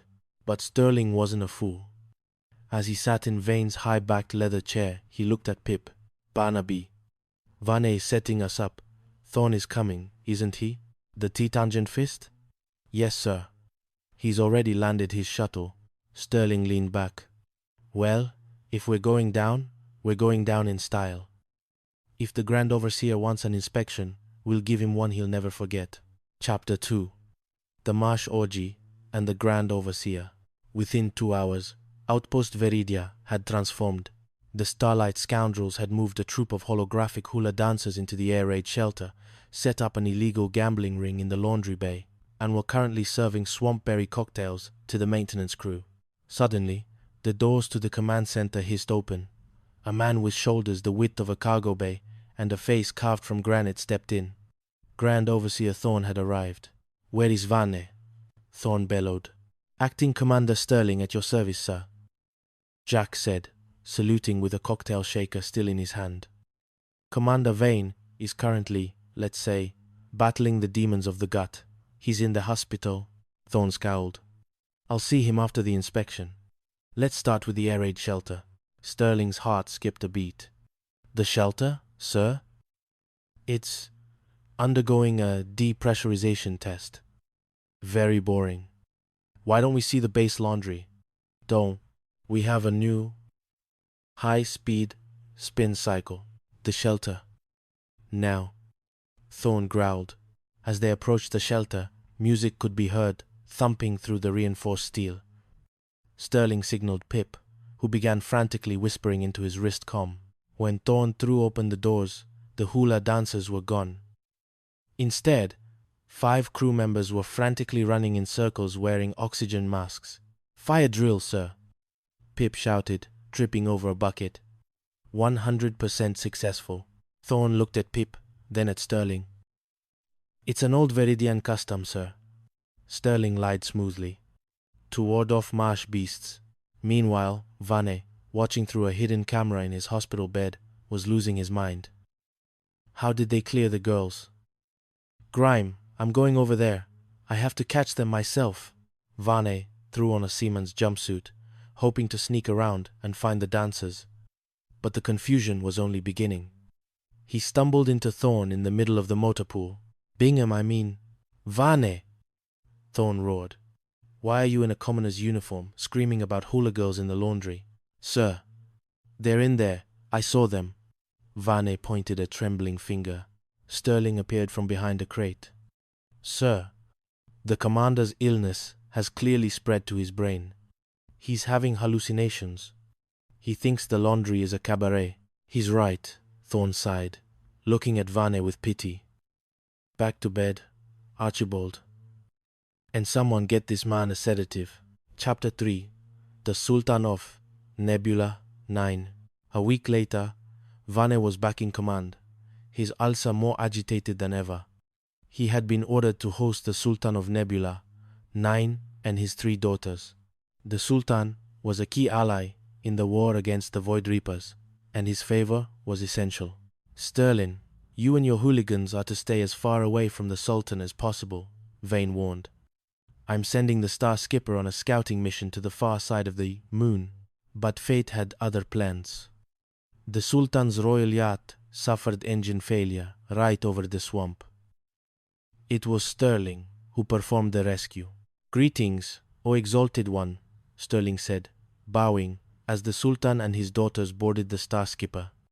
I am Captain Sterling. This is my executive officer, Lieutenant Pip.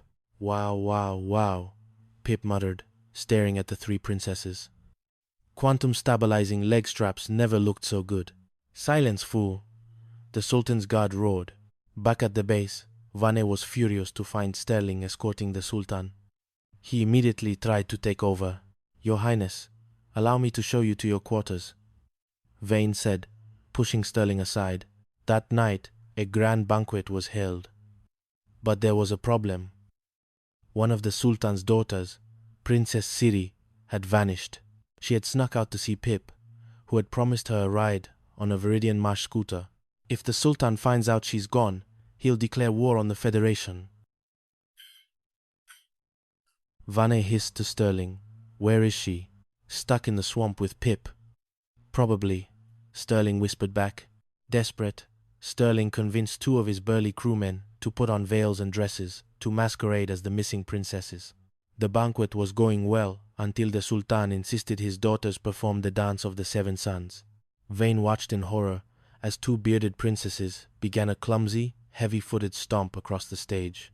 Sir, your daughters. They seem to have grown quite a bit since this morning. Thorne, who was still hanging around, observed. It's the humidity, Vane shouted. It causes rapid cellular growth. Suddenly, the real Princess Siri burst into the room, followed by a mud-covered Pip. Father, this man saved me from a marsh lurker, she cried. Vane, thinking he had caught the impostors, grabbed the real Princess Siri. You, phony Balinese bunny, you're under arrest. The Sultan stood up, his face redder than a Viridian sunset. You dare lay hands on my daughter? My Washington lawyers will hear of this. You infidel! Vane fell to his knees. Why me? Why is it always me? Chapter 4.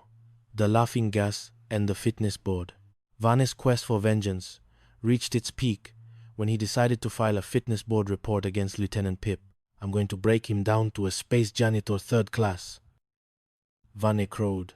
He torpedoed a garbage scow. He's a menace. Sterling knew he had to save Pip. The only way to stop Vane is to get him in a good mood. And since he hasn't been in a good mood since the Big Bang, we're going to need help. Sterling's crew borrowed a tank of nitrous oxide laughing gas from the dental clinic. Their plan was simple. Pump the gas into Vane's office right before the fitness board arrived. As Vane sat at his desk, preparing his prosecution, the gas began to hiss through the vents. Within minutes, the commander was giggling. Oh, Chakiwaki, look at my little pens. They're like tiny soldiers. When the fitness board, led by Admiral Shoemaker, arrived, they found Vane dancing on his desk, wearing a rose behind his ear. Vane, what is the meaning of this? Shoemaker demanded. Admiral, you're so pretty. Would you like to play tag? Vane chirped, poking the Admiral in the chest. Sterling stepped in. Sir, I'm afraid the commander is suffering from combat fatigue. He thinks he's a butterfly. It's disgraceful, Shoemaker shouted. Just then, an actual air raid siren went off. A rogue pirate ship was attacking the outpost. Pip, still under the threat of the fitness board, ran out into the open, grabbed a heavy laser cannon, and began firing wildly. By sheer, dumb luck, he hit the pirate ship's fuel cell. The vessel exploded in a spectacular display of pyrotechnics. Did you see that? Shoemaker gasped. That man stood laughing in the face of death. He's a hero. Vane, you were right to recommend him for a promotion. Vane, the gas, wearing off, looked around in confusion. I recommended him for a promotion? You certainly did, Chakiwaki. Sterling grinned. Chapter 5. Barnaby the Marsh Lurker and the Missing Payroll. The final straw for Commander Vane was the arrival of the base payroll, 62,000 galactic credits, in a small, unmarked canvas bag. Sterling, I don't trust you as far as I can throw a moon, Vane said. But the transport is grounded, and you're the only one with a ship fast enough to get the money to the main hub. Jack Sterling accepted the mission, but during a stopover in a swampy trading post, Pip accidentally lost the bag. I was looking at a girl's ankle, sir. Pip wailed. She had a heart-shaped birthmark. And then, a man in a grey suit hit me with a lamppost. A lamppost? Sterling groaned. We're dead, Barnaby. They spent all night searching the swamp. That's when they found Sydney. Sydney was a 600-pound Viridian marsh lurker. A giant green lizard with a mouth full of razor-sharp teeth and a surprising fondness for Pip's peanut butter sandwiches. Skip, look! Pip pointed. Sydney was lounging in the mud, the canvas payroll bag dangling from his jaws. He likes me, Skip. He thinks I'm his cousin, Pip chirped. But they couldn't get the bag. Every time they got close, Sydney hissed and retreated into the deep muck. Meanwhile, Vane had arrived in a pursuit shuttle. Aha, I knew it. You've stolen the money and fed the bag to a monster to hide the evidence. Sir, it was an accident, Sterling shouted. The case went to a court-martial on the spot. Vane was the prosecutor, the judge, and the jury. I intend to prove that this, Barnaby the alligator, is a figment of Sterling's imagination, Vane shouted. Just then, the doors to the courtroom burst open. Pip entered, leading a very large, very grumpy Sydney on a leash made of cargo netting. Is this the imaginary witness you were talking about, sir? Sterling asked. The courtroom descended into chaos. Sydney, smelling a peanut butter sandwich in Vane's pocket, lunged for the commander. Get him off me! Shoot him! Vane screamed, leaping onto the judge's bench. In the struggle, Sydney dropped the bag. It fell directly into an ancient decorative cannon in the corner of the room. It's empty! Vane cried, grabbing the bag. Wait, where are the credits? Suddenly, the outpost was rocked by an earthquake. The old cannon, triggered by the vibration and a stray spark from Pip's laser pistol, let out a massive boom. A cloud of white paper filled the air.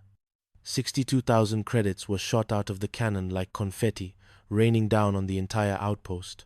"Manna from heaven," the crew shouted, running to catch the floating bills. Vane stood in the middle of the chaos, covered in lizard droppings and credit notes. "My payroll. It's everywhere. Every last cent is being picked up by a private." "Well, sir," Sterling said, leaning against the wall with a smirk. Vane looked at Sterling, then at the giant lizard now napping at his feet, and finally at the sky. "I don't care anymore," Vane whispered, his spirit finally broken. "I just don't care.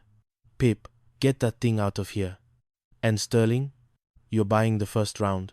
And so, life continued at Outpost Veridia, a place where the rules were made up, the commanders were crazy, and every Friday the 13th was just another day in the most glorious, chaotic corner of the galaxy. The end. The chaos of Coral Cove. A novel of high seas hilarity and bureaucratic bedlam. Chapter 1. The Garter Belt Emergency.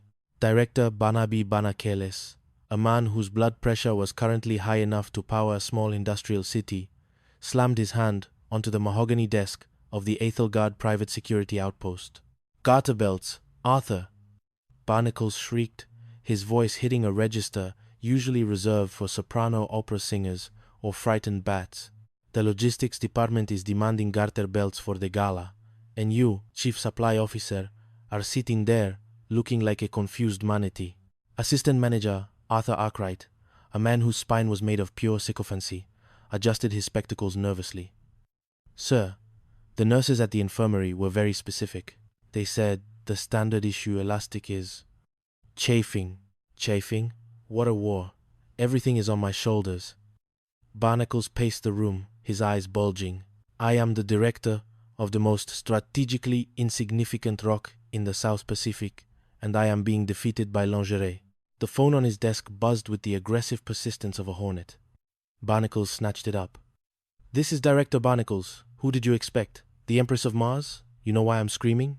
Because the drainage system in the junior officers' lounge is currently creating a fountain of questionable origin, and I am a director, Arthur, not a licensed plumber."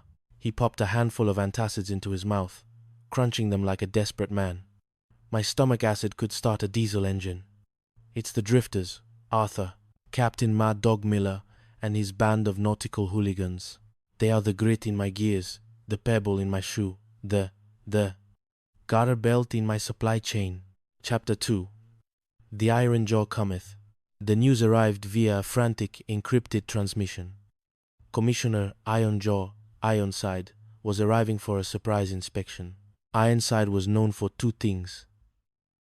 Barnacles turned a shade of grey, usually seen only on moldy bread. If Ironside sees the state of this base, the gambling, the illegal tiki bars, the fact that Miller's crew is currently using the torpedo workshop to manufacture artisanal gin, I'm finished. I'll be demoted to lighthouse keeper in the Arctic. He clutched his stomach. Wait, if I were sick, truly, medically incapacitated, I wouldn't have to face him. I could appoint an acting director, someone to take the hit when Ironside starts throwing lightning bolts. Arkwright's eyes gleamed. "Sir, I am ready to accept the supreme test. I shall lead." "Not you, you ninny," Barnacles barked. "They'll do something so monumentally stupid that they'll destroy themselves right in front of Ironside. I'll be the tragic, bedridden hero, and Miller will be in a military prison by sunset. It's brilliant. I look sick, don't I? Terribly sick, sir." Arkwright lied with practiced ease, like a man who has swallowed a live porcupine. Chapter 3. The Reign of the Drifters. Captain Miller was a man of leisure who happened to own a very fast boat. When he was summoned to the director's deathbed, he found Barnacles draped in silk pajamas, moaning like a wounded sea lion. "Miller," Barnacles wheezed. "The medics. They don't know if I'll make it.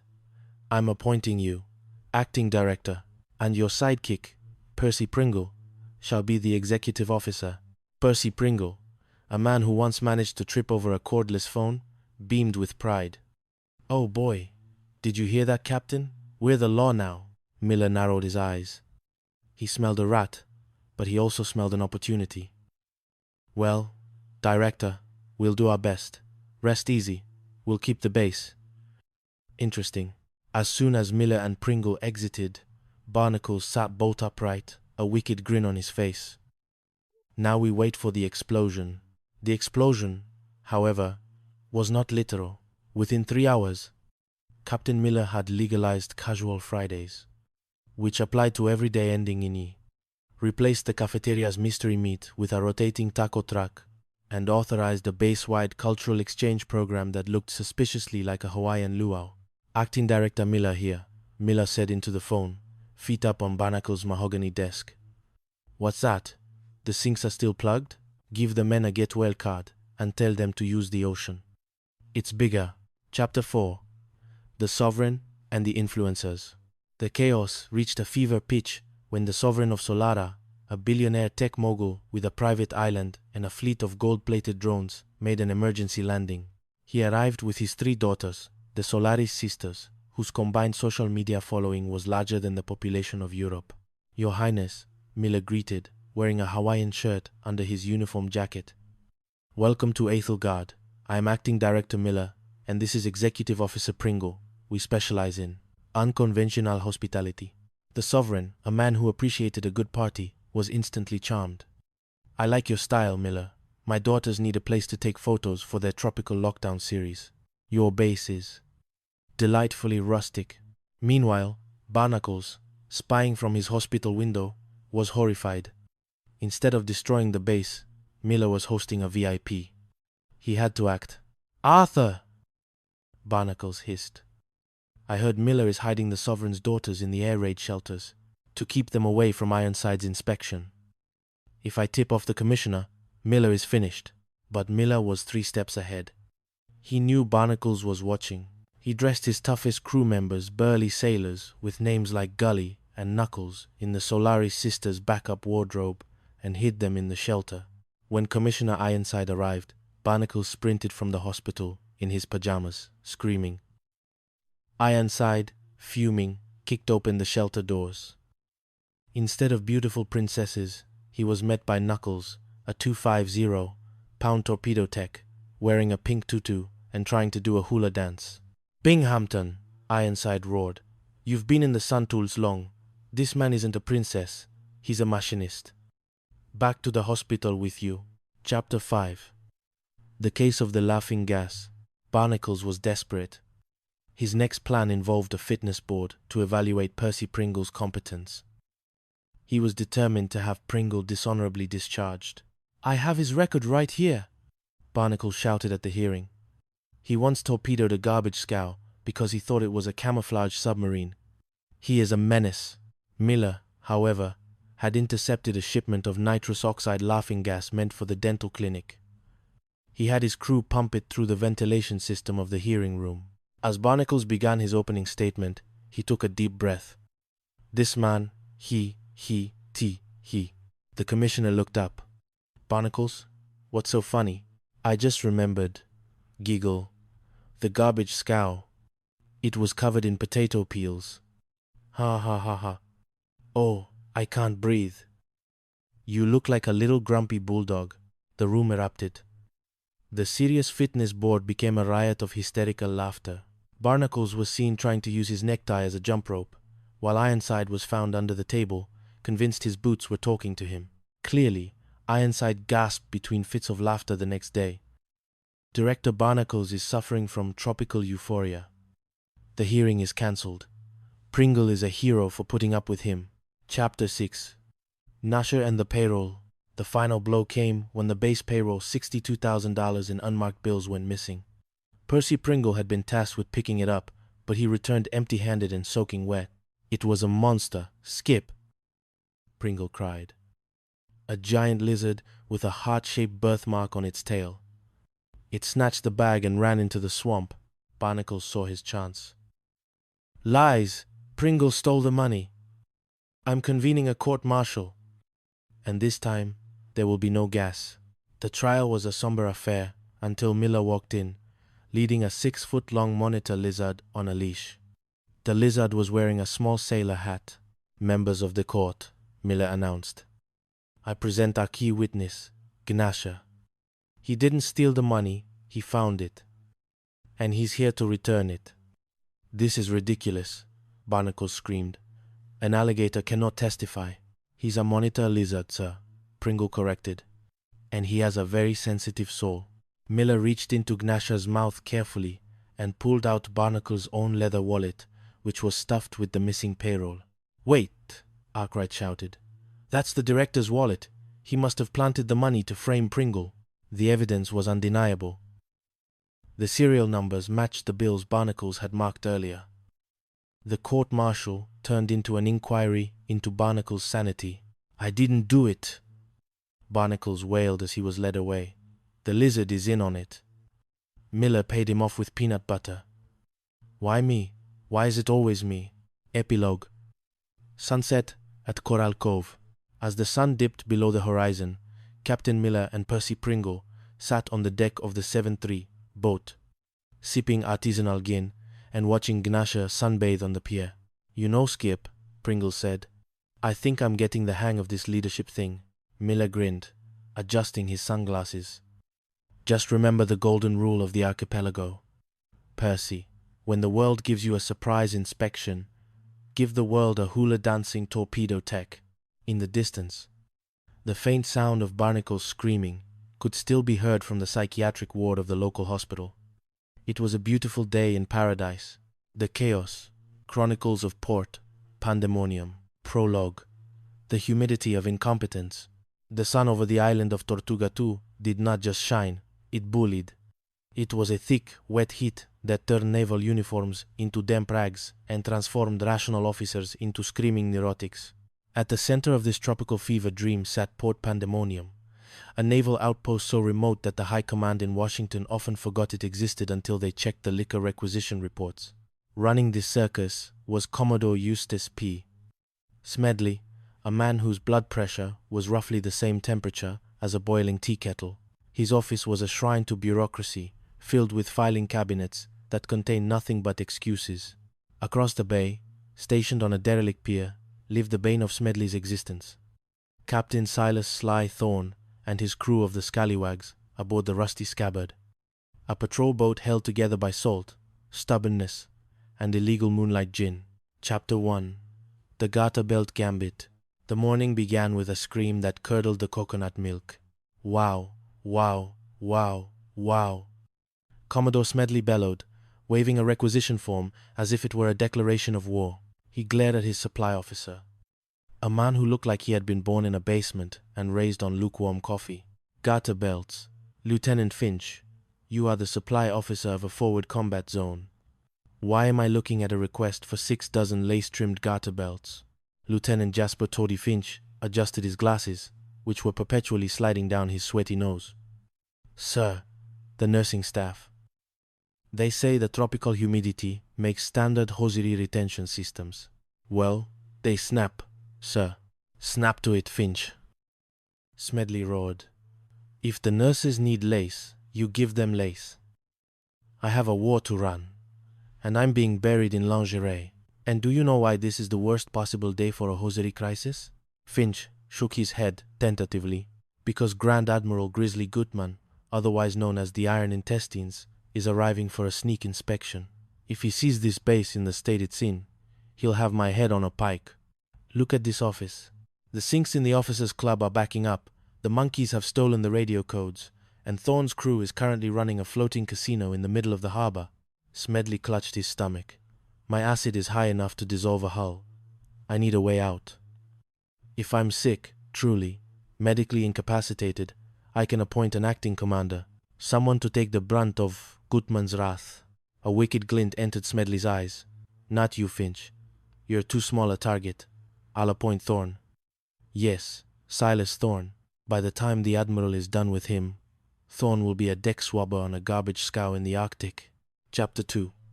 The Admiral and the Actor. Smedley's collapse was a masterpiece of amateur dramatics. He fell into Finch's arms with a groan that could be heard in the next time zone. I'm dying, Finch. The vapors, the indigestion. Call the medic, but first get Thorne here. I'm promoting him to acting base commander. It's the ultimate sacrifice. Captain Silas Thorne arrived wearing a shirt that had only 3 buttons, and a hat that looked like a dog had been chewing on it for a week. He was accompanied by his second-in-command, Ensign Arthur Artie Bumble, a man who could trip over a shadow on a bright day. You called Eustace? Thorne asked, leaning against the doorframe. Captain Thorne, Smedley wheezed from his sofa. I am unwell. The stress of command has broken me. I am appointing you as acting base commander. And Bumble here. He's the acting executive officer. Artie Bumble's eyes went wide. Me? In charge of things? Oh boy, you won't regret this, Commodore. I've got a lot of ideas for the filing system. I think color coding by scent is the future. Smedley suppressed a grin. Thorne and Bumble in charge, when Admiral Gutman arrived, would be like letting a pair of raccoons run a nuclear power plant. The moment Smedley was whisked away to the infirmary, the chaos began. Thorne took over the office, while Bumble immediately managed to get his tie caught in the ceiling fan. Chief! Thorne shouted to his head boatswain, a man named Gus, the grinder. What's the status? The sinks are still backed up, Skip. And the nurses are protesting about the garter belts. They say the ones Bumble found look like slingshots. Just send them over, Thorne yelled, and tell the crew to keep the casino hidden. Admiral Grizzly Gutman is on his way. Chapter 3. The Maharaja of Marzipan. Before the Admiral could even land, a new crisis appeared on the horizon. On board was the Maharaja of Marzipan, an incredibly wealthy and incredibly sensitive ally, along with his 3 daughters. The princesses, Commander Thorne, the Maharaja announced as he stepped onto the dock. I have heard of your bravery. My yacht has engine trouble. You must host us while your Smedley person recovers in the hospital. Thorne, desperate to keep the Maharaja happy and out of the way of the Admiral, tried to be a gracious host. However, Artie Bumble decided to impress the Maharaja by showing him how to drive a patrol boat. It's easy, Your Highness, Artie shouted over the roar of the engines. You just turn this wheel and, oops, that was the dock. We didn't need that dock anyway, right? The Maharaja was thrilled. Incredible! Such American freedom of movement. I must have a dinner party tonight, Thorne groaned. He had to hide the crew's illegal activities, keep the Maharaja happy, and prepare for the Admiral. To make matters worse, one of the princesses, Princess Siri, disappeared. In reality, she had sneaked off with one of Thorne's sailors, a smooth talker named Virgil, for a romantic boat ride. Desperate to fill the empty seat at the royal dinner, Thorne forced one of his crewmen, a hairy, barrel-chested sailor named Gruber, into a dress and a veil. You look beautiful, Gruber, Thorne lied, pinning a plastic orchid to the sailor's wig. I feel drafty, Skip, Gruber grumbled. The dinner was a disaster. Smedley, hearing about the Maharaja, sneaked out of the infirmary in a seaman's uniform to spy on Thorne. He barged into the dining hall just as the princesses were performing a traditional dance. Imposter! Smedley screamed, pointing at Gruber. That's not a princess. That's a man with a tattoo of a battleship on his thigh. The Maharaja was outraged. You insult my bloodline? You call my daughter a battleship? No, sir, Thorne shouted. The Commodore has combat fatigue. He sees tattoos everywhere. It's a tragedy. Chapter 4. The Laughing Gas Gambit. The tension at Port Pandemonium reached its breaking point when Artie Bumble developed a wisdom tooth so painful it was affecting his ability to salute. Thorne took him to the base dentist, a new recruit who was suspiciously enthusiastic about modern chemistry. We'll use the nitrous oxide, the dentist said, turning a valve. Laughing gas. He won't feel a thing. The problem was that the tank leaked. Within 10 minutes, the entire dental office was hysterical. When Smedley arrived to hand Artie a court-martial for the dock crashing incident, he walked straight into a cloud of the gas. Smedley, usually a man of granite-like misery, began to giggle. Oh, Silas, you're such a rogue. And Artie, you're a chucky-wucky. I love you both. promote them all. Let's have a parade for the monkeys. Thorn realized he had a window of opportunity. Commodore, you want to cancel Artie's fitness board hearing, don't you? Cancel it? I want to burn it. Ha ha ha. Give me more of that sweet, sweet air. But as soon as the gas wore off, Smedley returned to his bitter self, forgetting every promise. What? Cancel the hearing? I'm going to have you both sent to a penal colony where the only food is sand. Chapter 5. The Ghost of the Rusty Scabbard. Smedley decided to take Thorn's boat, the Rusty Scabbard, away from him. He claimed the boat was jinxed and a drain on naval resources. Thorn and his crew decided to lean into the superstition. That night, using hidden wires, phosphorus paint, and a very loud gramophone, they staged the haunting of PT-13. Smedley, snooping around the pier at midnight, saw the boat's engines start by themselves. Green lights flickered in the windows. Thorn appeared on deck, covered in white flour and seaweed. "Oh, Eustace," Thorn wailed. "The ghosts of the deep are calling for you. We are all dead, Eustace. Join us in the locker of Davy Jones." Smedley shrieked and ran back to his office, locking himself in a filing cabinet. He was so terrified that he signed a permanent transfer for the Rusty Scabbard back to Thorn, just to keep the ghosts away from his office. Chapter 6. The Gator and the Gold. The final act of the Pandemonium saga involved a $62,000 payroll and an alligator named Barnaby. Artie Bumble, tasked with transporting the base payroll from the transport plane, managed to lose the bag in the jungle while being chased by a particularly aggressive butterfly. At the same time, Smedley had marked several $100 bills in his own wallet to trap Thorn in a theft. A local alligator, Barnaby, who had a taste for peanut butter sandwiches, regularly supplied by Artie, found Smedley's lost wallet and Thorn's lost payroll bag. The reptile swallowed the wallet and kept the bag in its mouth. Smedley caught Thorn with his ID card, which the gator had coughed up, and immediately called for a court-martial. "I have the evidence," Smedley shouted in the courtroom. "Silas Thorn is a common thief." "I object," Artie Bumble shouted, acting as the defense attorney. "The real thief is currently sunning himself on the riverbank. I demand we call the alligator to the stand." The courtroom erupted in laughter, until Thorn and his men actually dragged Barnaby the alligator into the room, his jaws clamped shut around a canvas bag. "Behold, the payroll," Thorn announced. In the ensuing chaos, Barnaby coughed up the bag directly onto the Admiral's lap. Smedley, in a fit of rage, tried to wrestle the gator. "Give me that wallet, you scaly criminal," Smedley yelled. The Admiral, watching Smedley roll around on the floor with a reptile, while Thorn's crew stood by in perfect, mocking salute, finally made his decision. "Smedley," Grand Admiral Gutman sighed, "you are clearly suffering from tropical madness. Captain Thorn, you and your crew are the only ones here who seem to have a handle on reality, or at least a handle on the local wildlife." Epilogue. The sun sets on Port Pandemonium. As the Admiral's plane departed, Smedley sat in the infirmary, wrapped in bandages and muttering about garter belts and ghosts. Back at the pier, the crew of the Rusty Scabbard opened the champagne they had borrowed from the Maharaja's yacht. To another week in paradise, Thorn toasted, raising a glass. "And to Barnaby the Gator," Artie added, tossing a peanut butter sandwich into the water. "The best witness a man ever had." The sun set over Tortuga too, casting a golden glow over the harbor. It was a place of madness, heat, and incompetence. But as long as Silas Thorn was at the helm, Port Pandemonium would keep sailing, usually in circles, and usually with a cold drink in hand. The Chaos of Chaos Island, a novel of malpractice, money, and multicolored reptiles. Chapter 1. The Director's Ulcer and the Garter Belt Crisis.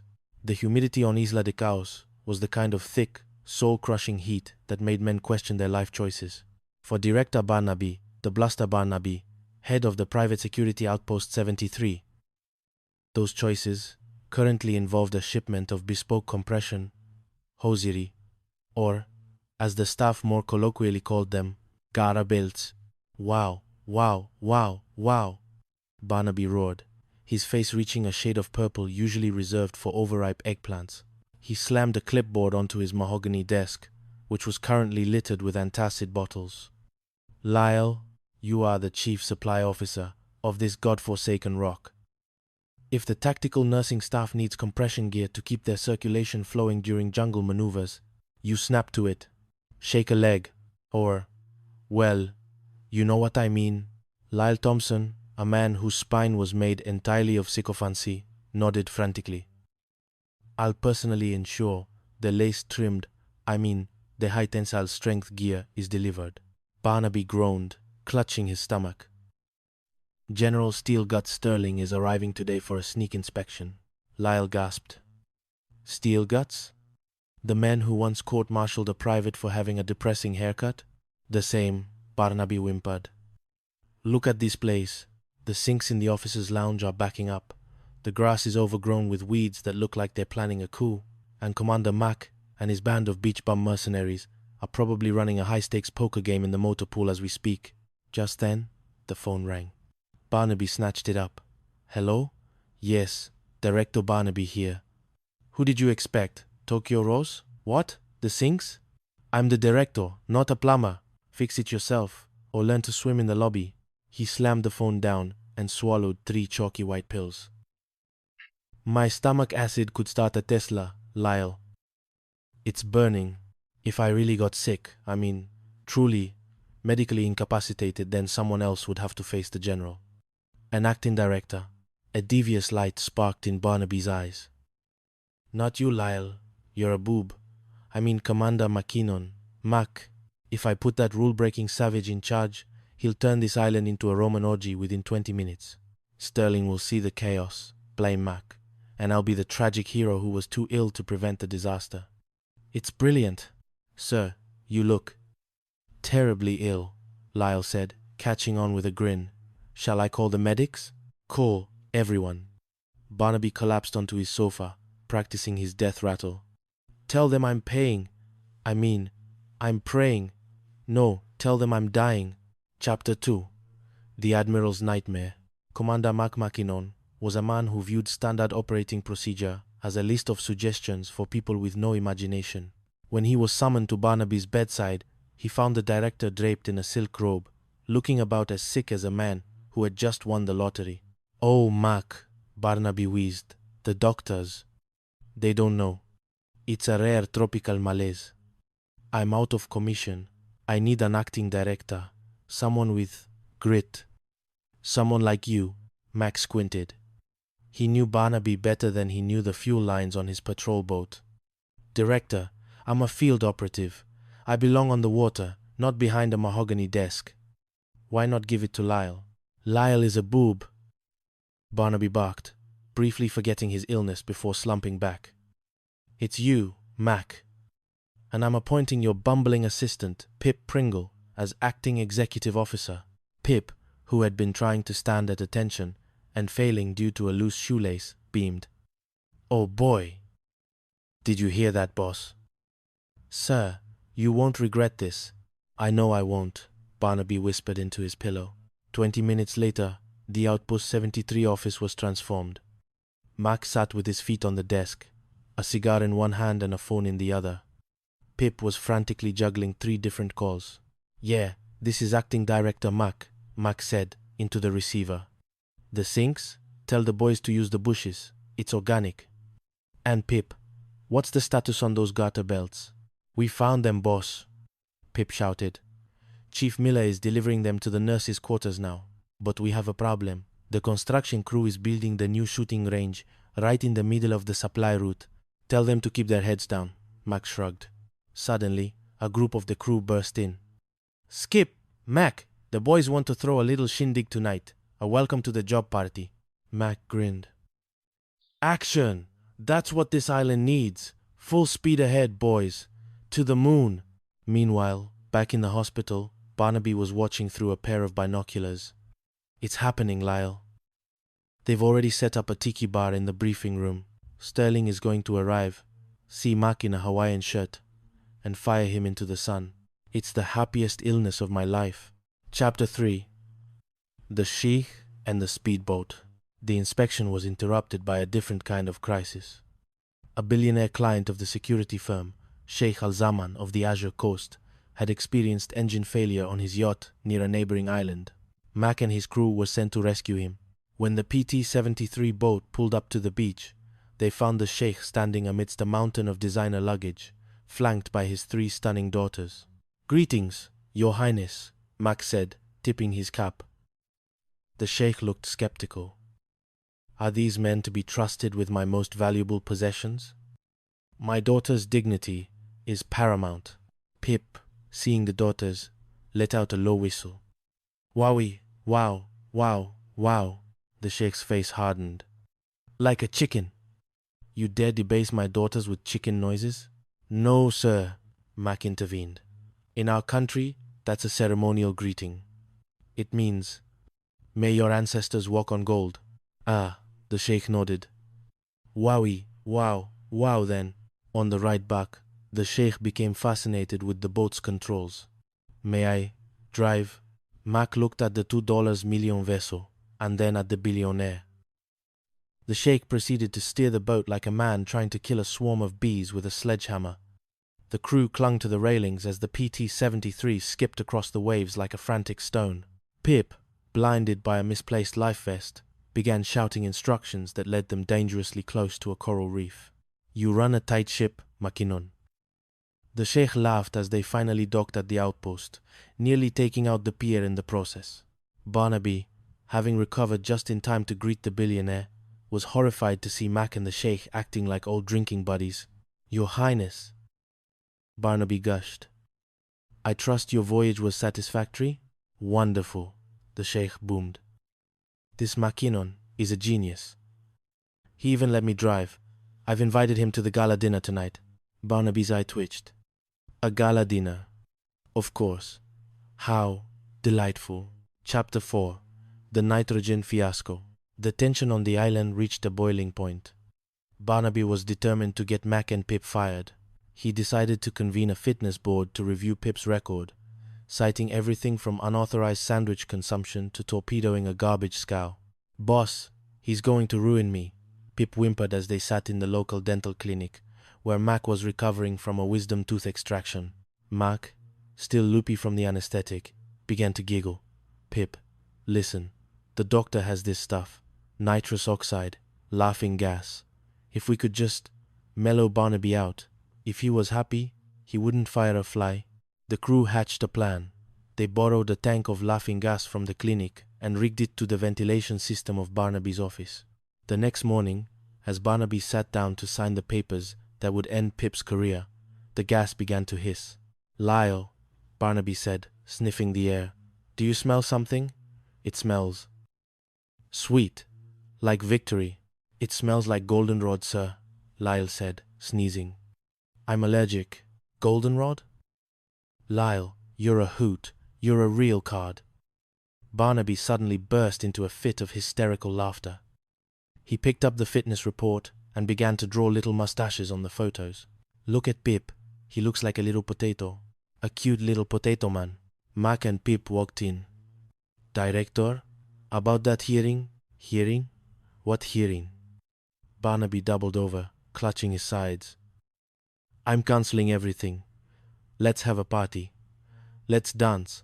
He grabbed a terrified Lyle and began to waltz him around the office. Just then, a drone from HQ appeared in the sky, carrying the general for a surprise video link inspection. Pip, still trying to help, accidentally knocked a flare gun off the desk. It fired, hitting a nearby fire extinguisher, which propelled Pip across the room like a rocket. Pip crashed into a rack of signal flags, which tangled around him. He grabbed a heavy-duty tranquilizer rifle, used for island wildlife, and fired wildly to steady himself. By some miracle of physics and luck, the dart hit the engine of a low-flying enemy surveillance plane that had been encroaching on their airspace. The plane sputtered and glided down into the lagoon. General Sterling's voice boomed over the intercom. "By God, I've never seen such bravery." That man stood in the face of death, laughing, and took down a spy plane with a single shot. "Give that man a promotion." Barnaby, still high on gas, cheered. "Give him my job. Give him the moon." Chapter 5. The Great Payroll Caper and Sidney the Scaly. The final act of the Isla de Caos drama took place during a supply run to the nearby city of San Verdes. Mac and Pip were entrusted with the outpost's $62,000 cash payroll. "Don't lose it, Pip," Mac warned. "Barnaby is finally sober, and he's looking for a reason to put us in the brig." "I've got it right here, Skip," Pip said, clutching a canvas bag. But as they walked through the bustling market, Pip was distracted by a woman's shoe, specifically a shoe belonging to a woman with a distinct heart-shaped birthmark on her ankle. He tripped over a fruit stand, the bag flew into the air, and a local pickpocket vanished into the crowd. "The money!" Pip shrieked. "It's gone." They searched the city for hours, but the money was nowhere to be found. Just as they were about to give up, they encountered a local resident, a 4-foot-long alligator named Sidney, who was a pet of the market vendors. Sidney was waddling through the alleyway with something in his mouth. "Boss, look," Pip pointed. "It's the wallet. Sidney has Barnaby's ID wallet, and if he has the wallet, he might have the bag," Mac shouted.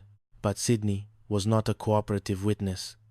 He retreated into a drainage pipe, clutching the evidence. The next day, a court-martial was convened. Barnaby was triumphant. "You lost $62,000, Makinon. There are no alligators in San Verdes. You're going to jail for life. I object," Pip shouted, acting as his own lawyer. "The alligator is crazy about my mother's peanut butter. He's a victim of circumstance." "Order," the judge roared. "This is a court, not a zoo." Just then, the back doors of the courtroom swung open. Mac and the crew marched in, carrying a large, heavy crate. They opened it, and Sidney, the alligator, waddled out, looking very smug. In his mouth was a soggy, but intact, canvas bag. "Behold," Mac cried, "the payroll." Barnaby scrambled forward. "That's my money. I mean, the Navy's money." He reached for the bag, but Sidney snapped his jaws, sending Barnaby leaping onto the judge's bench. "It seems," the judge noted, suppressed a smile, "that the evidence has found itself. And since the money is marked with Director Barnaby's secret ink, which he used to trap the commander, it's clear that the only one guilty of a frame-up is the director himself." Epilogue. The sun sets on Caos. As the sun dipped below the horizon, painting the Caribbean sky in hues of orange and gold, the crew of PT-73 sat on the deck of their boat, sipping cold drinks and watching Barnaby chase Lyle across the beach. "You know, boss," Pip said, leaning back, "I think I like being an ensign. It's less paperwork." Mac smiled, lighting a cigar. "On this island, Pip, we're all just one laughing gas leak away from a promotion." "Wowie, wow, wow, wowie, wow, wow," the crew echoed in unison, as Sidney the alligator sunned himself on the pier, dreaming of peanut butter sandwiches. The Chronicles of Station Zero Delta. A Galaxy of Blunders. Chapter 1. The Ulcer of Destiny. Commodore Barnaby, Iron Stomach. Bluster sat in his command chair on Station Zero Delta, a floating scrap heap orbiting the ocean planet of Aquatica. He was currently vibrating with an intensity that suggested his internal organs were attempting a mutiny. "Garter belts!" Bluster roared, his voice echoing through the rusted corridors of the command deck. "Lieutenant Cyril Sycophant, you are the chief supply officer of this quadrant. If the Intergalactic Nursing Corps requires gravity-defying garter belts for their uniforms, you don't file a report. You shake a leg. You snap to it. You do whatever it is people do when they aren't being incompetent." Cyril Sycophant, a man whose spine had evolved to be permanently bent at a 30-degree angle in a posture of subservience, scrambled forward. "Sir." "Yes, sir. I shall scour the black markets of the Andromeda sector myself. But, sir, we have a more pressing issue. A message from High Command." Bluster's face turned a shade of purple, usually reserved for dying stars. "What now?" "Has someone finally noticed we've been using the emergency fuel cells to power the base's soft-serve ice cream machine?" "Worse, sir," Sycophant whispered, his eyes darting around. "Grand Inquisitor, titanium phone, is arriving today. A sneak inspection. Bluster collapsed into his chair. Thorne was a man whose heart was rumored to be made of asteroid crust and whose sense of humor had been surgically removed at the academy. Not Thorne. Not today. Do you realize what a disaster this station is? The air recyclers are making a whistling noise that sounds like a funeral dirge. The sewage system in the petty officer's lounge is backing up into the showers, and Commander Sterling and his band of pirates are probably running a gambling ring in the cargo bay as we speak. The comms unit on Bluster's desk chirped. "Sir," a voice crackled over the speaker. "The sinks in the officers' club are overflowing again. There's a strange blue slime coming out of the faucets. I am the commanding officer of this sector." Bluster screamed. "I am not a plumber. Call a droid. Call a priest. Just leave me alone." He grabbed a bottle of glowing green antacid pills and began shoveling them into his mouth like they were candy. My stomach acid could burn through the hull of a dreadnought. Sycophant. I can't do it. I can't face Thorne. If I was sick, truly, medically incapacitated, I could appoint an acting commander to take the heat. Sycophant's eyes lit up with devious understanding. "An acting commander, sir?" Bluster paused, a pill halfway to his mouth. A slow, wicked grin spread across his face. "Sterling, yes. If I put that charming rogue in charge, and he turns the station into a circus, which he inevitably will, Thorne will court-martial him before the first inspection is over. It's brilliant. Cyril, I feel a sudden, catastrophic illness coming on. Call the medics. Tell them I've contracted. Space flu. Nebula. Nausea. Anything." "Right away, sir," Sycophant yelled. "Medic, the Commodore is dying. Or at least, he's very inconvenienced." Chapter 2. The Commander of Chaos. Commander Quentin, the Shark. Sterling was currently lounging in a hammock in the engine room of his patrol ship, the Starskipper 73. He was reading a comic book and sipping a drink that smelled suspiciously like rocket fuel. Surrounding him was his crew, a collection of misfits, gamblers, and mechanical geniuses who treated military regulations as light suggestions. His second-in-command, Ensign Percival Pudge Pringle, was currently trying to calibrate a laser rifle while wearing oven mitts. "Skipper!" Pringle shouted as Cyril Sycophant burst into the room. "The Commodore! He's in a bad way. He's appointed you acting base commander." Sterling sat up, dropping his comic. "Me? In charge of the whole station?" Bluster must be hallucinating. Or he's finally swallowed one too many of those glow-in-the-dark pills. Minutes later, Sterling and Pringle stood in the Commodore's infirmary. Bluster was draped across a medical bed, groaning with the theatricality of a Shakespearean actor. "Sterling," Bluster wheezed.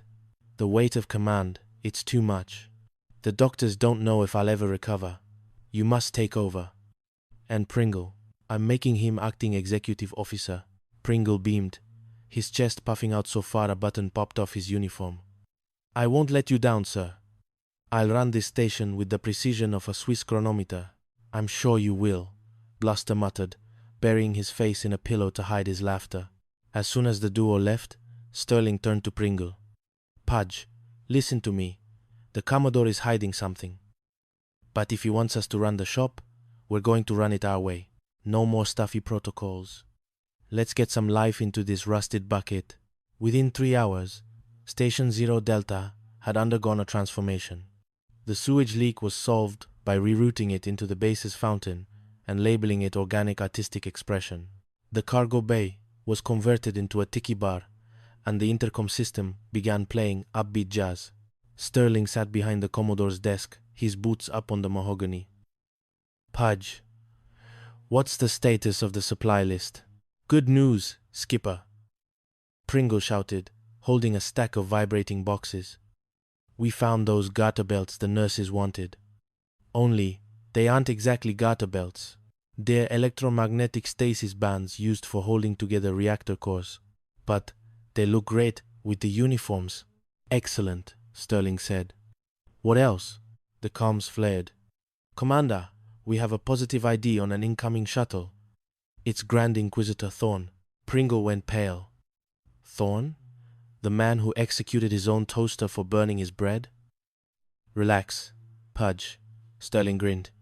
If Thorne wants a show, we'll give him a show. Tell the boys to start the fine drill protocols. And someone hide the Commodore's ice cream machine. Chapter 3. The Exalted Star-Lord. Just as Sterling was settling into the chaos, a new crisis appeared on the radar. The Grand Hegemon of the Orion Belt, an incredibly wealthy and incredibly sensitive alien ruler, was forced to make an emergency landing near the station's moon, after his luxury yacht's engines accidentally inhaled a space cow. Sterling, realizing the political importance of the visit, scrambled the Star Skipper 73 to rescue the royal party. Greetings, O exalted ruler, Sterling said, bowing deeply as the hegemon stepped onto the patrol ship. The hegemon was an imposing figure, with 4 arms and a crown made of literal stardust. Behind him were his 3 daughters, the princesses of the nebula, who were currently complaining about the lack of high-speed Wi-Fi in the vacuum of space. I am Karim, the Star-Lord, the alien boomed. Are these men to be trusted with my priceless cargo? Absolutely, sir, Sterling replied. My men are the finest guardians in the quadrant. Behind Sterling, Pringle was trying to salute and accidentally poked himself in the eye with his own thumb. Wowie wow wow.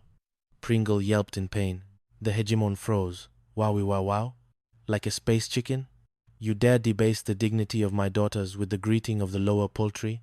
No, sir, Sterling intervened quickly. In our culture, that is a ceremonial chant of extreme respect. Pringle is simply very respectful. The hegemon seemed mollified. He took an interest in the ship's controls, rather an interesting craft. If my empire had a navy, I would include a fleet of these. May I handle the wheel? Of course, Your Highness, Sterling said, ignoring Pringle's frantic don't-do-it gestures. The hegemon grabbed the steering column and immediately sent the ship into a 300-degree barrel roll. Pringle screamed as he was pinned against the ceiling. It's very relaxing, the hegemon shouted over the alarms. By the time they reached the station, the royal party was thrilled, and the crew was mostly nauseous. However, the trouble was just beginning. Commodore Bluestar, having miraculously recovered upon hearing about the hegemon's wealth, decided to throw a grand dinner to reclaim the glory. Party casa. Sterling, you're dismissed, Bluster sneered, now back in his uniform. And Pringle, keep your wowie wows to yourself. But Pringle had a secret. During the flight, he had struck up a conversation with Princess Siri, the youngest daughter. He had promised her a private tour of the station's botanical garden, which was actually just a closet full of moldy, hydroponic carrots. Look, Skipper, Pringle whispered to Sterling later that night. I've got a date with a princess, but I need to borrow the patrol ship. I promised her a ride to the rings of Aquatica. 7. Pudge, you're going to get us all thrown into a black hole. Sterling sighed. Fine, but be back before the dessert course. If the hegemon finds out his daughter is missing, he'll turn this station into a souvenir shop. Chapter 4. The Laughing Gas Lament. The dinner was a disaster. Bluster, in an attempt to impress the hegemon, had decided to serve Marani fire fruit, which was unfortunately highly reactive when exposed to oxygen. The resulting explosion took out the centerpiece and singed the hegemon's eyebrows. This is an outrage, the hegemon roared. As the princesses began to dance a rhythmic, hypnotic movement involving glowing veils, Bluster noticed something. One of the princesses looked remarkably like Ensign Pringle in a wig. Wait a minute. Bluster squinted. That dancer. He lunged forward and pulled off the veil. It was, indeed, Pringle. Arrest him, Bluster screamed. He's infiltrated the royal dance. He's a pervert, a spy, a lunatic. I can explain, Pringle yelled. The hegemon, seeing his daughter replaced by a sweating ensign, went into a silent rage. My Star Senate will hear of this. You have insulted the Orion Belt. The royal party stormed out, leaving Bluster in a heap on the floor. The next morning, Bluster was in a fury. He convened a fitness board to have Pringle discharged from the service. "I've got him now, Sterling. Pringle is finished, and you're next for allowing it." Sterling knew he had to act.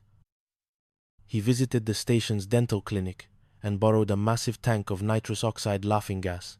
"Listen, boys," Sterling told his crew. "We need the Commodore in a good mood. A very, very good mood. We're going to pump this through the vents of his office during the hearing." The plan was set. As the grim-faced board members sat down to judge Pringle, a sweet-smelling gas began to hiss through the gratings. Within minutes, Bluster, who had been mid-rant about insubordination and anarchy, began to giggle.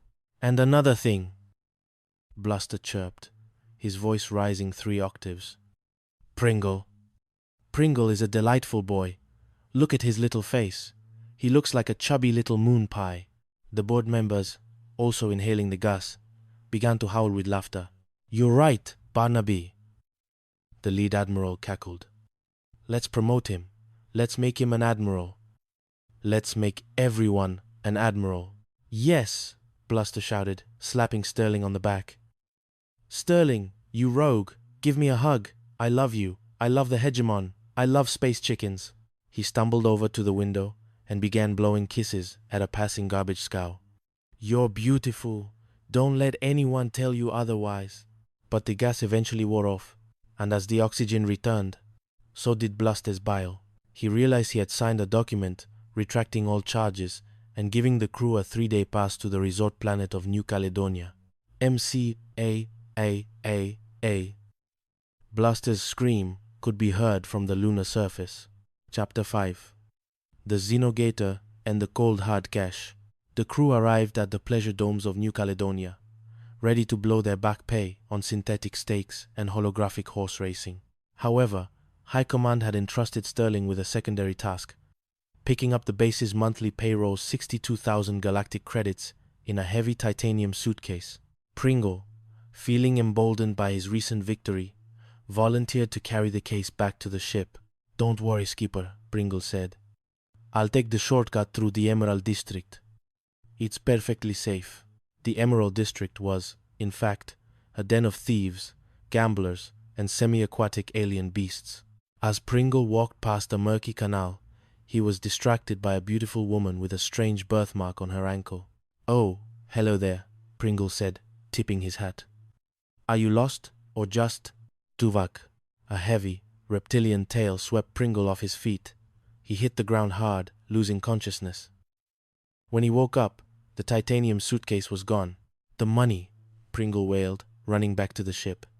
"Skipper, I was mugged." "By a girl under a lamppost." "A lamppost?"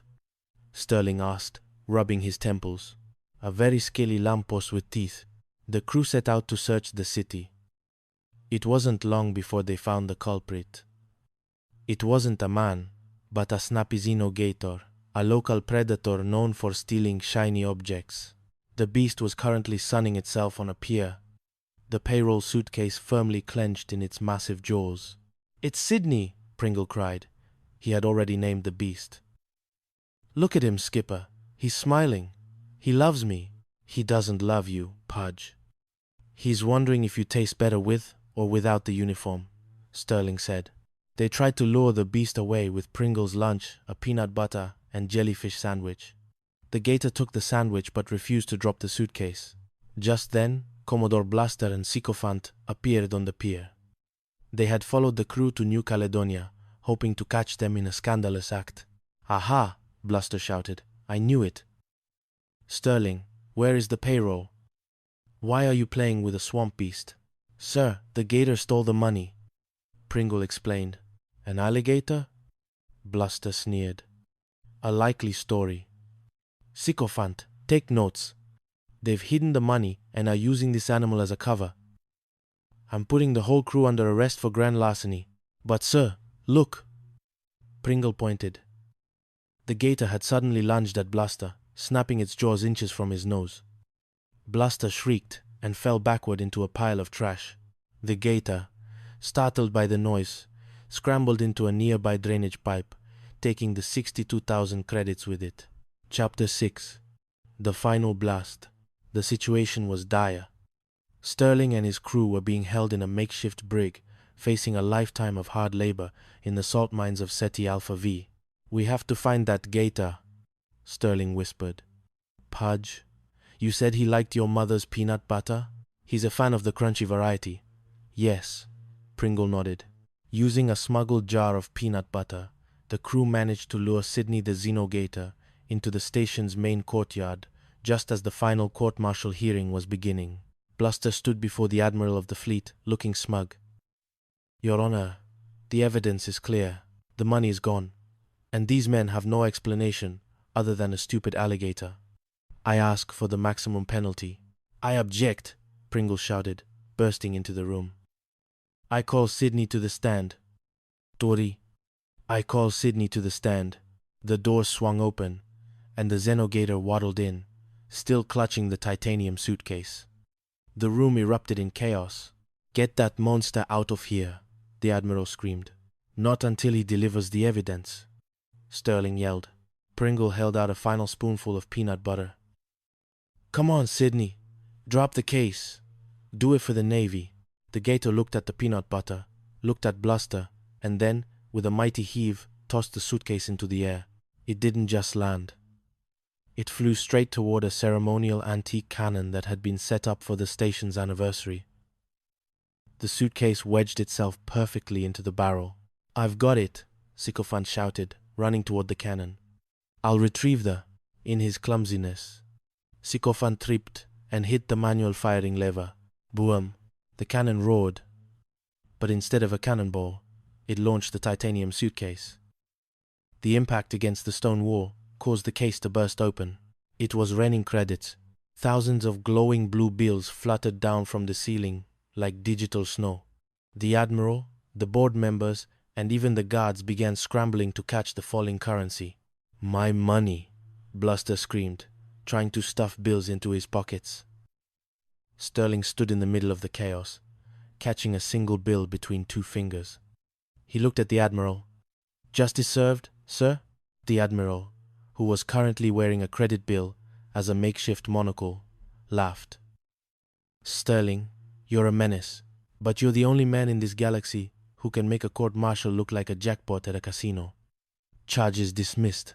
As the crew of the Starskipper 73 headed back to their ship, Pringle stopped to give Sydney one last pat on the head. "You did good. Sydney, you're a hero." The gator let out a low, rumbling hiss that sounded remarkably like wowie wow wow. Back in his office, Commodore Bluster sat in the dark, clutching his stomach. Sycophant entered quietly. "Sir? Should I order more antacids?"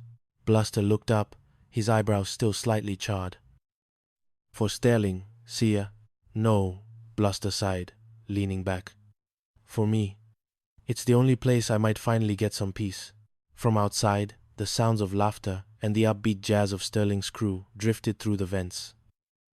Bluster closed his eyes and, for the first time in his career, let out a tiny, miserable giggle. The end, the chaos of Port Calypso, a novel of high seas, higher blood pressure, and the lowest forms of cunning. Chapter 1. The Governor's ulcer and the Garterbell crisis. The humidity in Port Calypso was thick enough to chew, but Governor Sterling's patience was even thinner. He sat behind a desk carved from ironwood, clutching his stomach as if he were trying to prevent his internal organs from staging a coup. "Wow," Sterling muttered, his eyes bulging. "Just wow. Pringle, come here." Lieutenant Barnaby Pringle, a man whose uniform always looked 3 sizes too large and whose primary skill was tripping over flat surfaces, scurried into the office. "Yes, Excellency? Is it the plumbing again?" The sinks in the officer's canteen are currently performing a localized version of the Great Flood. "Forget the sinks," Sterling roared, then winced as a bolt of acid lightning struck his duodenum. "I am the governor of the Azure Archipelago. I am a leader of men, and yet I have spent the last 45 minutes discussing garter belts with the supply clerk. Apparently, the tavern dancers are threatening a strike. If the dancers need garter belts, Pringle, you snap to it, shake a leg, or, Whatever it is they do with them, I'll get right on it, sir, Pringle squeaked. What a life, Sterling groaned, leaning back. Everything is on my shoulders. And now, the final nail. I just got a courier bird from the High Command. Grand Inquisitor Iron Grit Henderson is arriving today for a sneak inspection. Pringle turned the color of unbaked dough. Henderson? They call him the human guillotine. He once court-martialed a man for having a dusty shoelace. Pringle, Sterling stood up, paced twice, and then doubled over. My stomach acid could start a steam engine. I can't face him, Pringle. If Henderson sees the state of this port, the clogged pipes, the rogue aviators, the general air of organized lunacy, he'll have my head on a pike by sunset. Unless, Sterling's eyes narrowed. A devious, wonderful, terrible idea began to bloom. What if I was sick, terminally, or at least inconveniently, ill? If I am incapacitated, I must appoint an acting governor. But who, sir? Pringle asked. Captain Thorne? Sterling's face split into a predatory grin. Exactly, Silas Thorne. The man is a pirate in a Navy uniform. He and his band of cutthroats on the airship Goshawk are the bane of my existence. If I put Thorne in charge, he'll run this port into the ground, right in front of Henderson. Henderson will destroy him, and I'll be waiting in the wings to resume command once the smoke clears. It's brilliant. Pringle, call the medic. Tell him I'm dying. Tell him I have the purple pox. Chapter 2. The Puppet King of the Azure Sea. Captain Silas Sly Thorne did not look like an acting governor. He looked like a man who had recently escaped a bar fight and was planning his next one. When he walked into the governor's sick room, he found Sterling draped in silk sheets, moaning like a ghost with a stubbed toe. Captain Thorne, Sterling wheezed, clutching a bottle of smelling salts. The healers, they don't know how long I have. The archipelago needs a leader. I've chosen you. Silas crossed his arms, smelling a rat the size of a prize-winning hog. Governor, I'm an airship skipper. I belong in the clouds, not behind a desk. Pringle can do it. He's already got the posture of a bureaucrat. Pringle is a boob, Sterling shouted, momentarily forgetting his deathbed performance. I mean, Pringle is my right hand. He shall be your executive officer. Now, take this seal of office and get out. That's an order. A dying man's order. 10 minutes later, Silas was sitting in the governor's high-backed chair, staring at a stack of complaints. Barnaby Pringle stood at attention, looking terrified. All right, Pringle, Silas sighed. Let's see what we've got. The plumbing is backed up, the ammunition is low, and... What is this? We found the garter belts? Good news, sir. The chief of the airship crew, a burly man named Brutus, shouted as he burst in. We found them. A whole crate. The phone on the desk jangled. Silas picked it up. Governor Thorne here. Who? The nurse's quarters? Yes, ma'am. We found your items. We'll have them sent over by catapult immediately. Catapult, sir? Pringle whispered. Fastest way, Silas shrugged. Suddenly, the chaos began. The phone wouldn't stop ringing. The local builders were accidentally constructing a barracks in the middle of a live-fire rifle range. The radar was picking up phantom subsurface vessels that turned out to be migrating whales. Silas's crew was running through the holes, turning the governor's mansion into a clubhouse. This is going great, Silas muttered, lighting a cigar with a discarded military report. Tell the boys. Full speed ahead. If Sterling wanted a governor, he's getting one. Chapter 3. The Exarch and the Hula Fiasco. Just as Silas was getting used to the luxury of the governor's liquor cabinet, a new crisis landed literally. A gold-plated airskiff descended into the harbor. The Exarch of the Golden Sands has arrived. Pringle panicked. He's an ally. He's powerful. And he's brought his 3 daughters, the Golden Princesses. Governor Sterling, watching from his window in the hospital wing, rubbed his hands together. This is it. Silas Thorne couldn't host a tea party for a hamster without it turning into a riot. When he insults the Exarch, Henderson will arrive, and the execution will be televised. Silas met the exarch, a man named Zarith, who wore enough jewelry to sink a small boat. "Greetings, O exalted ruler," Silas said with a lazy salute. "Welcome to Port Calypso. We've got cold beer and Pringle. What else do we have? Dignity, sir?" Pringle suggested. "None of that." "We have a banquet," Silas declared. The exarch looked unimpressed. "My daughters require entertainment. In our land, we value the dance. Do you have dancers?" "The best." Silas lied. Behind the scenes, the crew of the Goshak was in a panic. The actual dancers were still on strike because of the garter belt incident. "We've got to do something, Skip," Brutus whispered. "If we don't entertain the exarch, he'll pull his trade agreement. Get the dresses," Silas ordered. "And the wigs." The banquet was a masterpiece of absurdity. Under the dim lights of the great hall, 3 princesses emerged. They were suspiciously muscular, had 5 o'clock shadows hidden under heavy veils, and moved with all the grace of a 3-legged buffalo. "They are unusual," the exarch noted, squinting through his monocle. "It's a local style," Silas explained, sweating. "Very avant-garde." Suddenly, Governor Sterling burst in, having miraculously recovered. He was followed by Grand Inquisitor Henderson. "Inquisitor." "Look," Sterling pointed at the stage. "Behold the mockery Captain Thorne has made of your allies. Those aren't princesses. That's a torpedo mechanic and 2 navigators in drag." Sterling lunged forward, ripping the veil off the lead dancer. "Aha, look at this phony Balinese bunny. You're under arrest, Thorne." The exarch stood up, trembling with rage. "How dare you? You interrupt the sacred dance of my people to assault a performer? Inquisitor, this man, this Sterling, is an infidel. He has no respect for the arts." Henderson looked at Sterling with pure ice in his eyes. "Governor Sterling, you are a disgrace." "Captain Thorne, please continue." "I find the muscularity of the dancers quite refreshing." Chapter 4. The Vapor of Euphoria. Sterling was desperate. His plan had backfired, and Henderson was actually considering promoting Silas. He decided to convene a fitness board to evaluate Silas and Pringle, intending to prove they were mentally unfit for duty. "We're doomed, Skip," Pringle moaned. "Henderson is going to look at my record. I once accidentally torpedoed a garbage scow because I thought it was a camouflaged enemy cruiser." "Don't worry, Barnaby," Silas said, patting him on the shoulder. "The crew has a plan. We're going to jolly the governor up."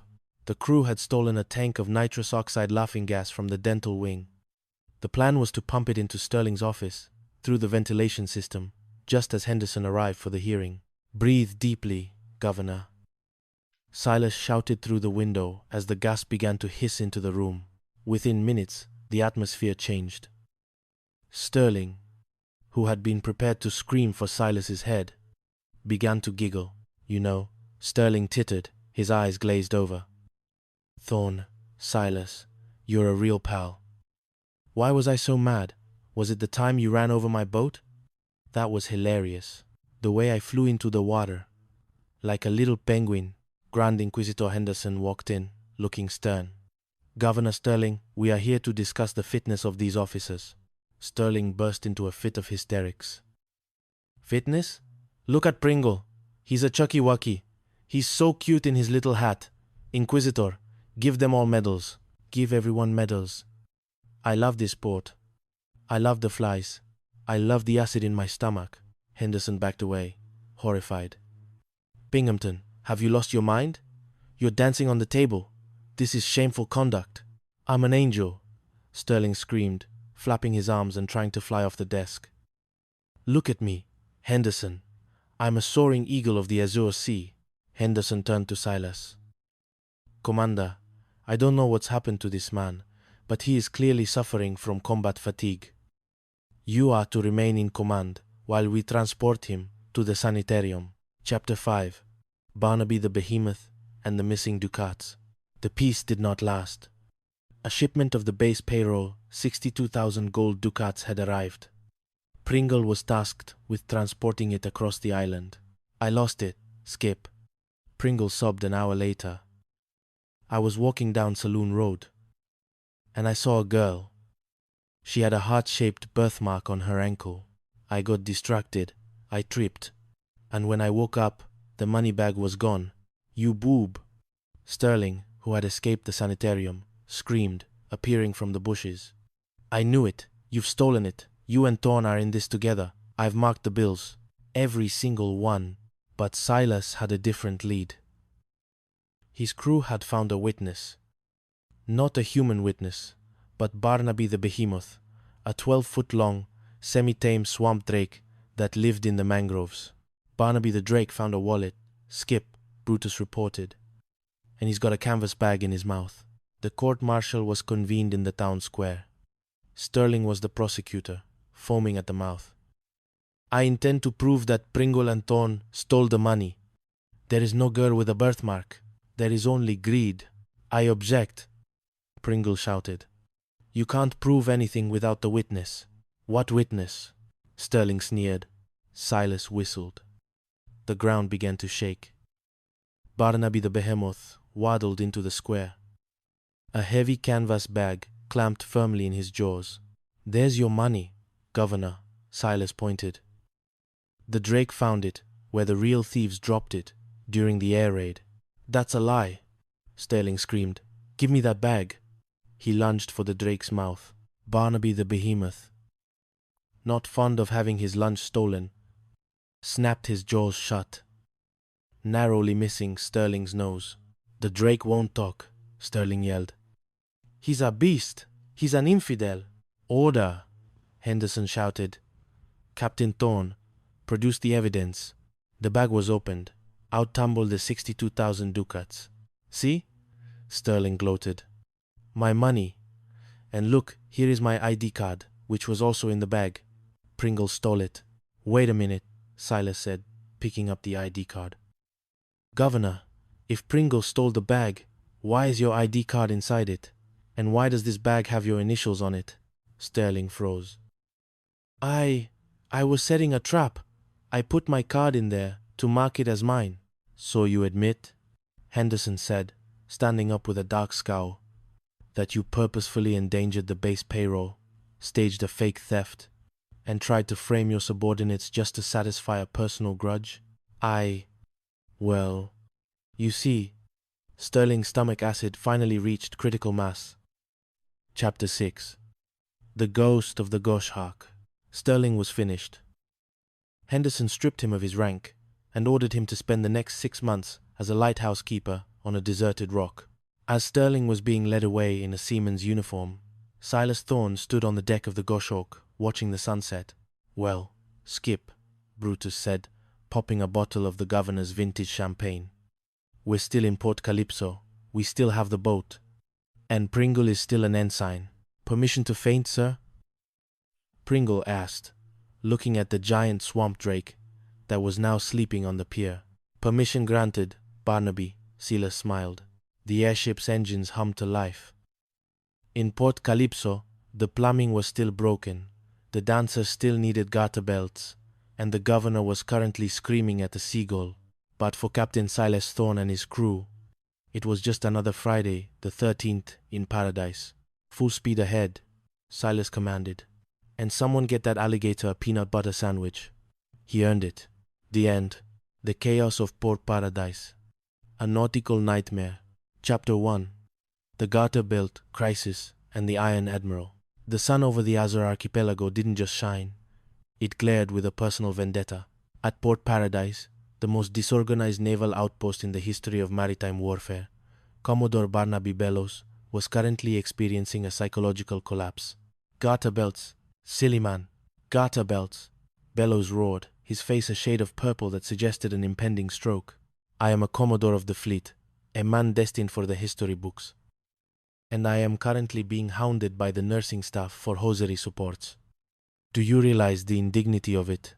Lieutenant Cedric Silliman, a man whose spine was made entirely of jelly, and whose primary function was to agree with Bellows, nodded frantically. It's a travesty, sir. A true tactical failure of the supply chain. Bellows slumped into his chair, which groaned under the weight of his anxiety. What a war. The weight of the world is on my shoulders. I have the Japanese to my left, the bureaucracy to my right, and in the middle, I have Commander Marlowe and his band of piratical misfits. Just then, the ticker tape machine sputtered to life. Silly Man snatched the paper. His eyes widened. Sir, news from